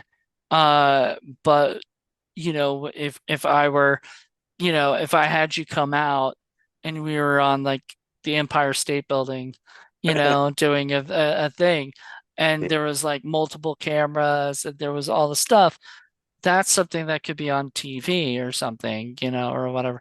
But when it's on YouTube, it feels the only person I like that does stuff like that would be Gary V. I don't know if you follow him, but do you know who he is, Gary Vaynerchuk?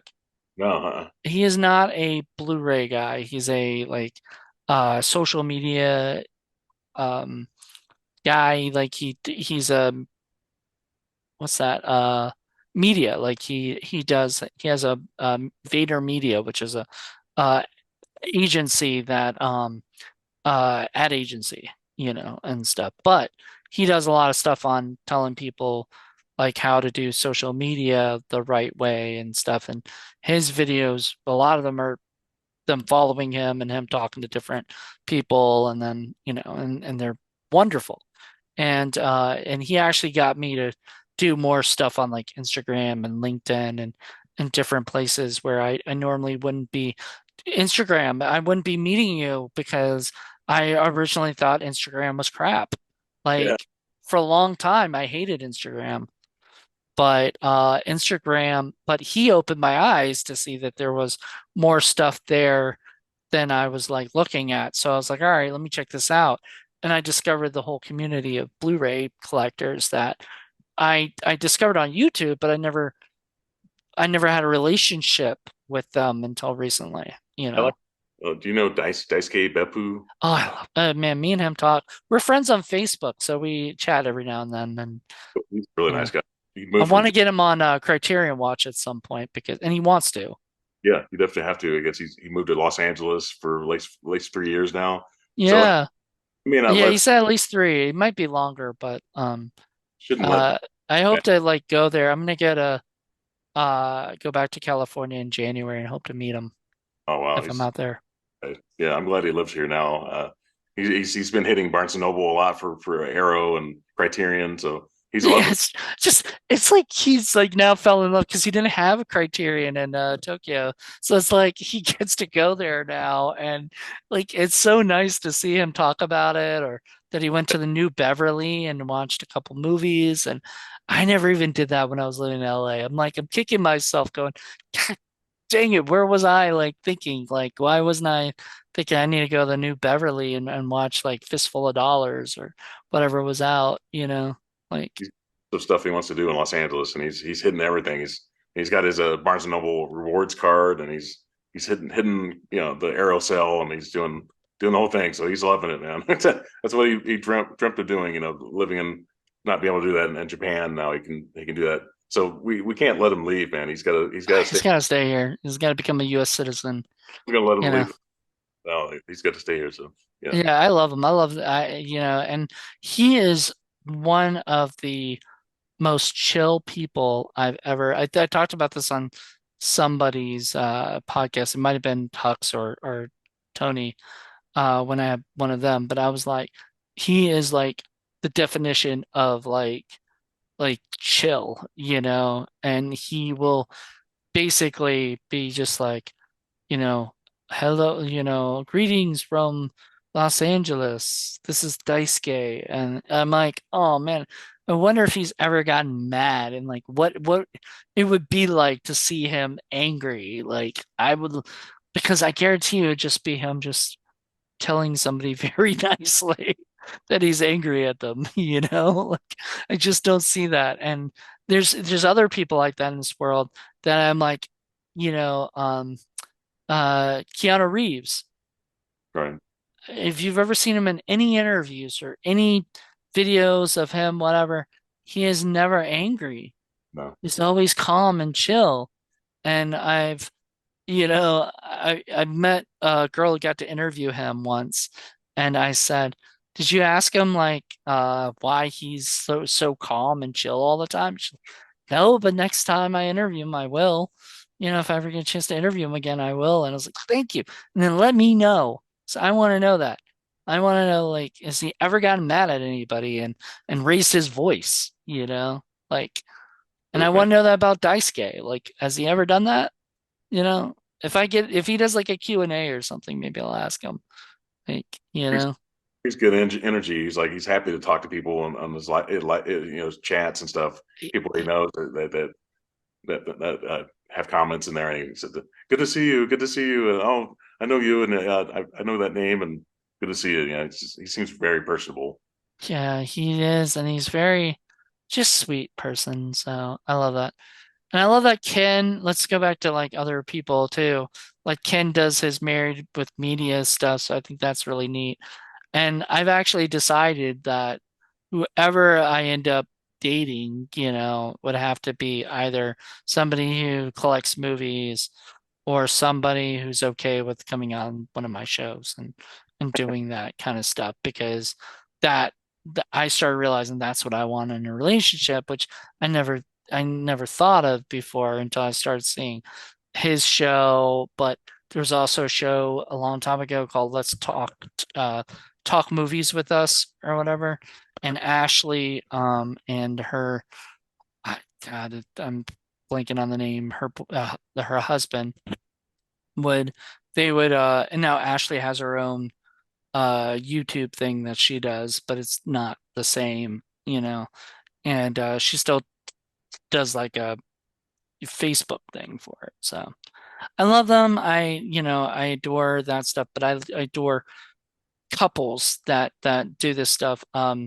Films by Color, DJ and his wife, Yeah, she comes on, and Grace, I think is her name. Grace is her name. Yeah, he's really Yeah, nice. she's really sweet, it seems. And I mean, I get it when I see them together. Like, because Mhm. at first I was like, I just don't know, and then whenever they interact, I'm like, they're married. Like, you can Chemistry. just tell, or whatever, by the way that they talk and the way they joke on each other and all They that met stuff. or something. They met somewhere in like art school, and yeah, you can tell there's magic in that relationship. Which is it's like I'd like to have a Grace in my life. Right? I like So to have her Grace in my life too. yeah, And I mean, and most of the, yeah, all of the girls have been pretty, that these people have. And I'm just like, man, where are all those girls at? You they like know, movies. Wow, that, they like that like movies. movies. And I Yeah, mean, was it Ken's wife? She's hilarious because she is not like him at all, really, but she's into like the more reviews and everything. So it's really cute.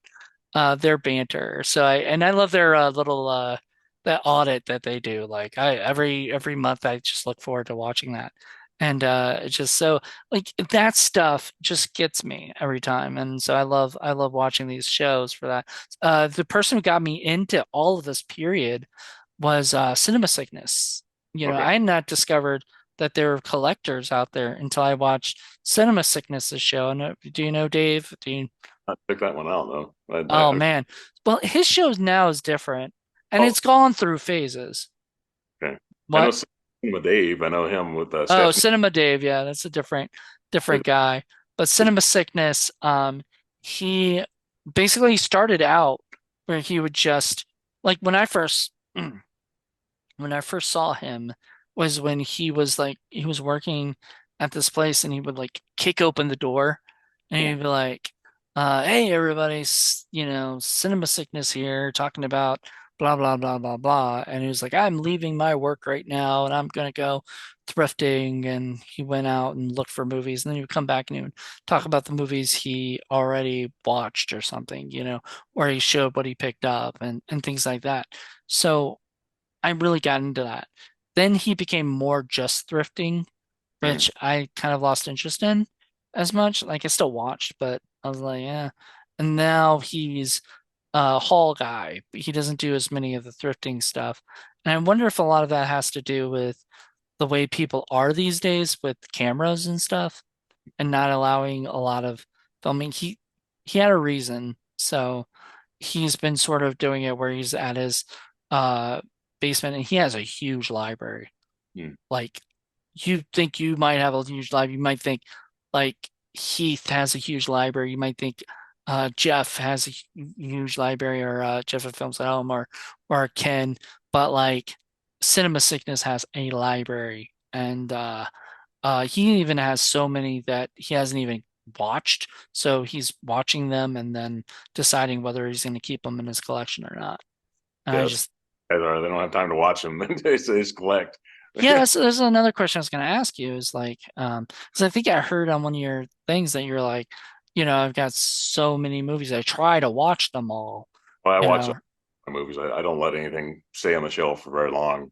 I mean, I may have a stack of movies and I'll just watch them like for that. real. Wow. So everything back there you've most likely watched. Everything except for the Hidden Fortress. I just bought that recently. I have not watched that one yet, but I I will watch. watched like half of the movie or so. Didn't hate it, just got busy with stuff and then I couldn't finish it. So I haven't finished it. I honestly from what I was watching though, Seven Samurai was much better. Yeah, 3.5 hours, man. I watched that like back to back of the commentary on Seven Samurai. One like on a Friday night, I watched it twice. So it's like 7 hours of watching it with the commentary because I had watched the movie several months before. I thought I gotta come back and watch the commentaries on these and loved it. It Well, didn't 3.5 hours to me, but I like Throne of Blood too. The other I haven't Kurosawa. seen that yet. I Uh, don't know. I don't own it yet. I'm gonna buy it soon someday. So it's happening. I'm gonna own all the Kurosawa films, yeah, on Criterion and on whatever else Kino or whoever else has Kurosawa at some point. That I think Criterion has the hold on Kurosawa or something. yeah, quite a few. Yeah, so they've got mostly. Um, I don't know. But yeah, I like so many of these guys have huge collections, and I'm actually not nearly as big with my Blu-rays yet. I'm working on it, you know. There's also a guy that I got introduced from Cinema Sickness down to movie, Rick. I don't know if you know him or not, but he's great. His show has sort of changed a lot too. And now mainly he just like he's like behind on things. So like he'll be like, here's my May, you know, and it'll be like fucking August. And you'll be like, your Wow, May movies that you like, dude, you gotta catch up, man. yeah, it's like But Tony's got like several movies. He said he's now getting got to the point where he watches one movie every day to try to he catch up. told me that. He told me Tony at Basement Blues, right? Yep. Yeah, he'll watch a movie a day, and I'm like, I don't know. Like I watch almost a movie a day because I have to review, a bunch. So I'll watch ones that I have to review, for my shows. But like I tried the 365 thing and I got not even halfway through and this year and I was just like, I just can't. Like it's just one extra thing that I'm doing to kill myself to like force myself to do stuff. And I'm just not. So I'm like, I'll watch it. Yeah, I like watching stuff when I watch it, you know. So, but yeah, so I've got a bunch of my podcast has changed where now I'm doing them 5 days a week, and then some of the days will be like weekends if it's like a first or something, like the first of the month is on a weekend. That'll be like my haul videos and stuff or something, or whatever. But aside from that, I'm trying my hardest to just do uh like 5 days a week and have them all already like recorded before the week's, the next week started, so throughout the week I'll record for the next week and then I'll have them already ready. And so I think I have all of this August done and this will be out in September, so that'll be out then, and stuff. So it's gonna be it's gonna be crazy. How about your show? Do you just do it when you can? I do like once a week. I mean, I have a music channel as well, which is a big mistake. Having two Having channels. two, I have way more channels, so like I get it, you know. I work a full time job and for 40 hour a week job, and so and I watch a lot of movies too. So I got to make time to watch. You got to have time to live. So I wish I could do more, but at least one movie, one video a week. I at least try to get that out there. And so Well, yeah, and that way you're at least like you're giving it to your, subscribers something, each week.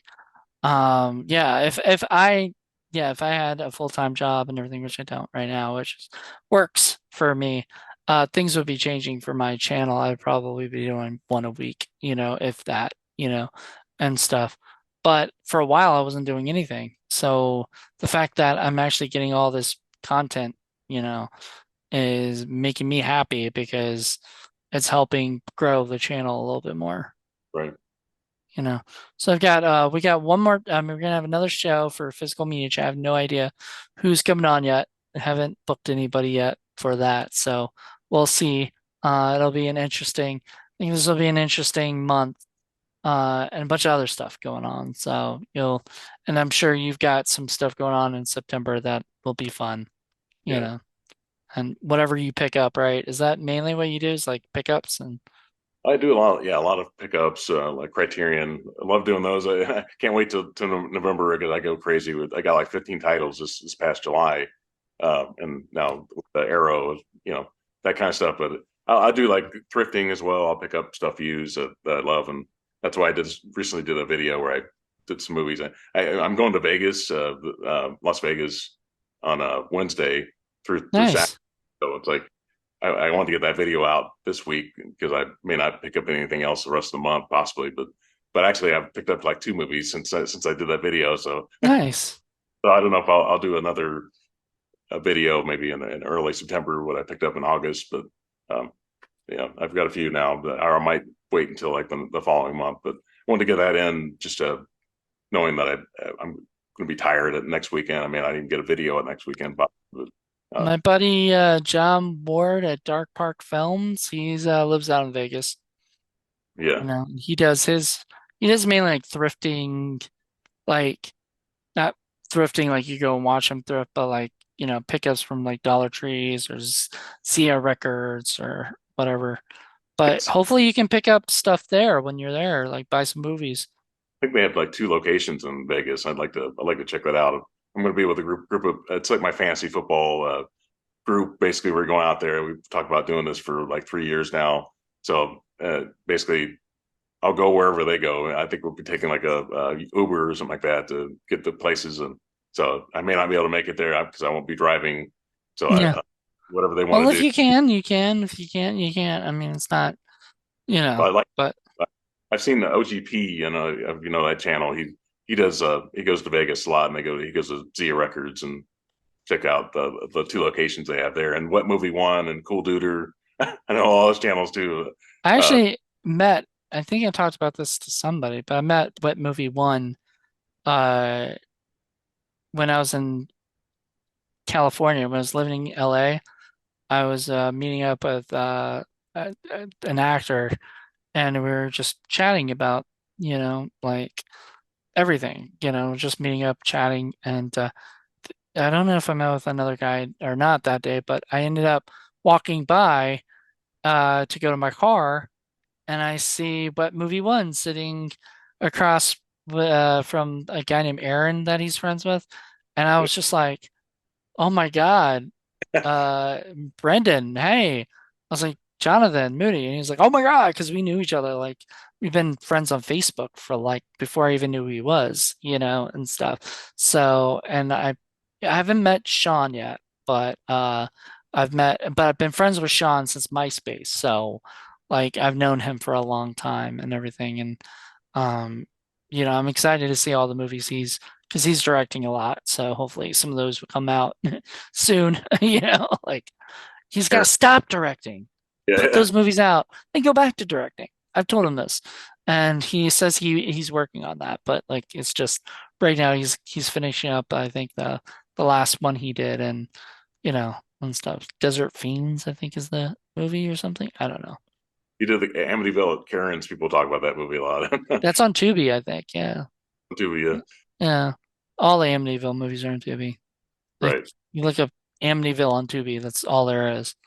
Um, that and sharks and Sharknado, yeah, yeah. well, it's just sharks, period. Sharks or Ouija stuff, or all or a combination of Ouija, shark, exorcist or exorcism or whatever, in space.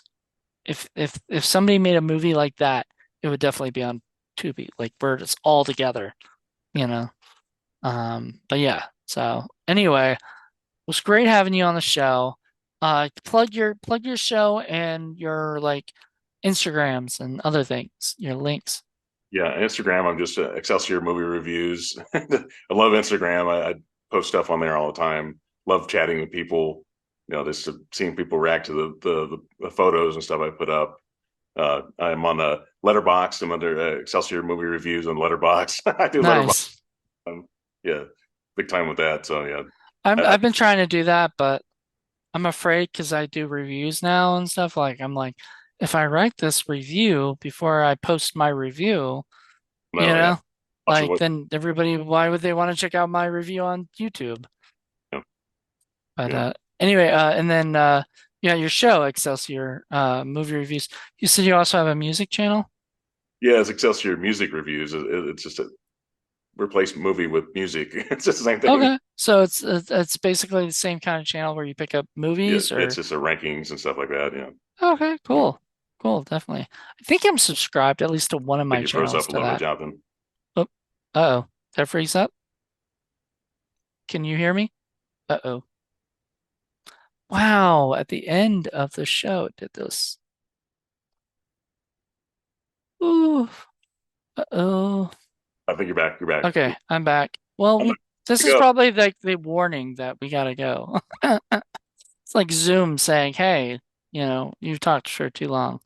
Longer than I actually planned. I put 3 hours on it, Oh yeah, So yeah, so maybe yeah. it's like, hey, Back and forth there. Just a lot of chemistry and stuff we were talking about here.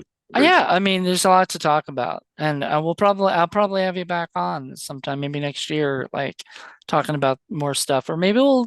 I was thinking about it, like getting a bunch of people on a show one time to talk about different topics on physical media. And we could do a physical media chat, you know, round table, or something where we all, and that could be like a special we do every now and then, where I get the people I've already had, like you, Huck, and Tony, and whoever else wants to come on, and we just chat about, you know, our physical media stuff or whatever, you Yeah, know.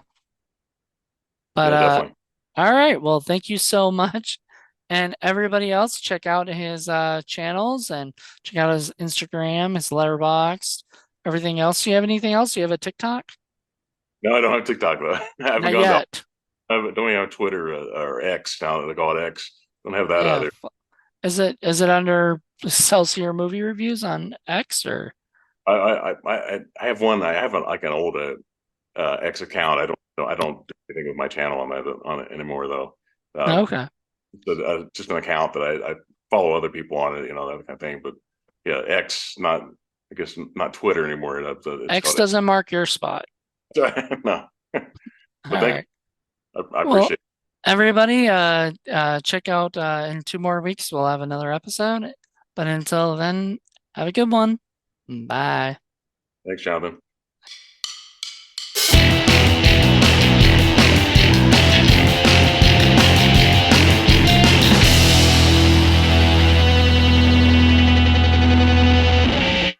Free to edit anything you want. I mean, and piece it all together to make them. I love editing in YouTube. I don't. I hate it. I hate editing. Editing's like people are like, why don't you edit your own shit? I'm like, other than like here, I could do it on Splice. I use Splice and that's easy, but I don't know. I'm just like, I don't like editing. It's just too much work, you I know. do get carried away with editing, with putting stuff on screen, popping up stuff on screen. I've tried to get away from that a little bit, but I yeah, like that stuff when it's like I'm talking about something and then I have it pop on the yeah, screen. I'm cool with that. yeah. Um, Especially when I'm doing like my now I'm starting to do my top 10 movies I'm looking forward to or Right. whatever. I don't know if you saw that on the, you But know, cut like between the ranking, whatever you cut, like cut in there to make it faster, or cut out yeah, the well I just like, when I say, oh, I'm gonna be talking about Rosemary's Baby coming out on 4K, then just the poster pops up next to me. So, and just to show what the look of the thing is or something. I like it. I like doing that. But it's a pain in the ass because then I have to go and download every single one of these movies as a poster. Then I gotta enter, I've got to find the right spot where everything is, gotta overlay them, which sounds like I'm whining over this stuff because it's really not that hard. But it's just like it is what it is. Like I'm into like just doing this video and then and putting it out. yeah. Just simple. And so when I have to go back and I go, oh shit, when did I say all that crap? You know? Oh Yeah, God, I gotta go edit that. he's Yeah. ranking it. But the movie, I had the video in my hand. I also had to put the poster up and put a number so people could follow it if you wanted to fast forward through and just I don't even like do that. Sometimes it does it for me where it tells the chapters and stuff, but then all right. it'll get like, and I see it on other people's where it will get whatever they said wrong. Yeah, Like they'll say airwolf and it will yeah. say earwolf. You really? I've seen And that. Yeah, I've seen that too. Where I've done it on my music channel. They splice in like the names of the albums, and it's like right. I didn't put that in there, and that's the wrong album. Like where it showed the cut space right place, and I didn't. Or YouTube put it in, so Yeah, YouTube does it sometimes. It does it sometimes, which makes him like a little furious to me because I'm like, be consistent. If you're gonna do that, put like, them in every spot. But, I think it's gonna do it for this video. Watch, because this video is very long. So it wants you people to get to the spots that they are interested in going to, or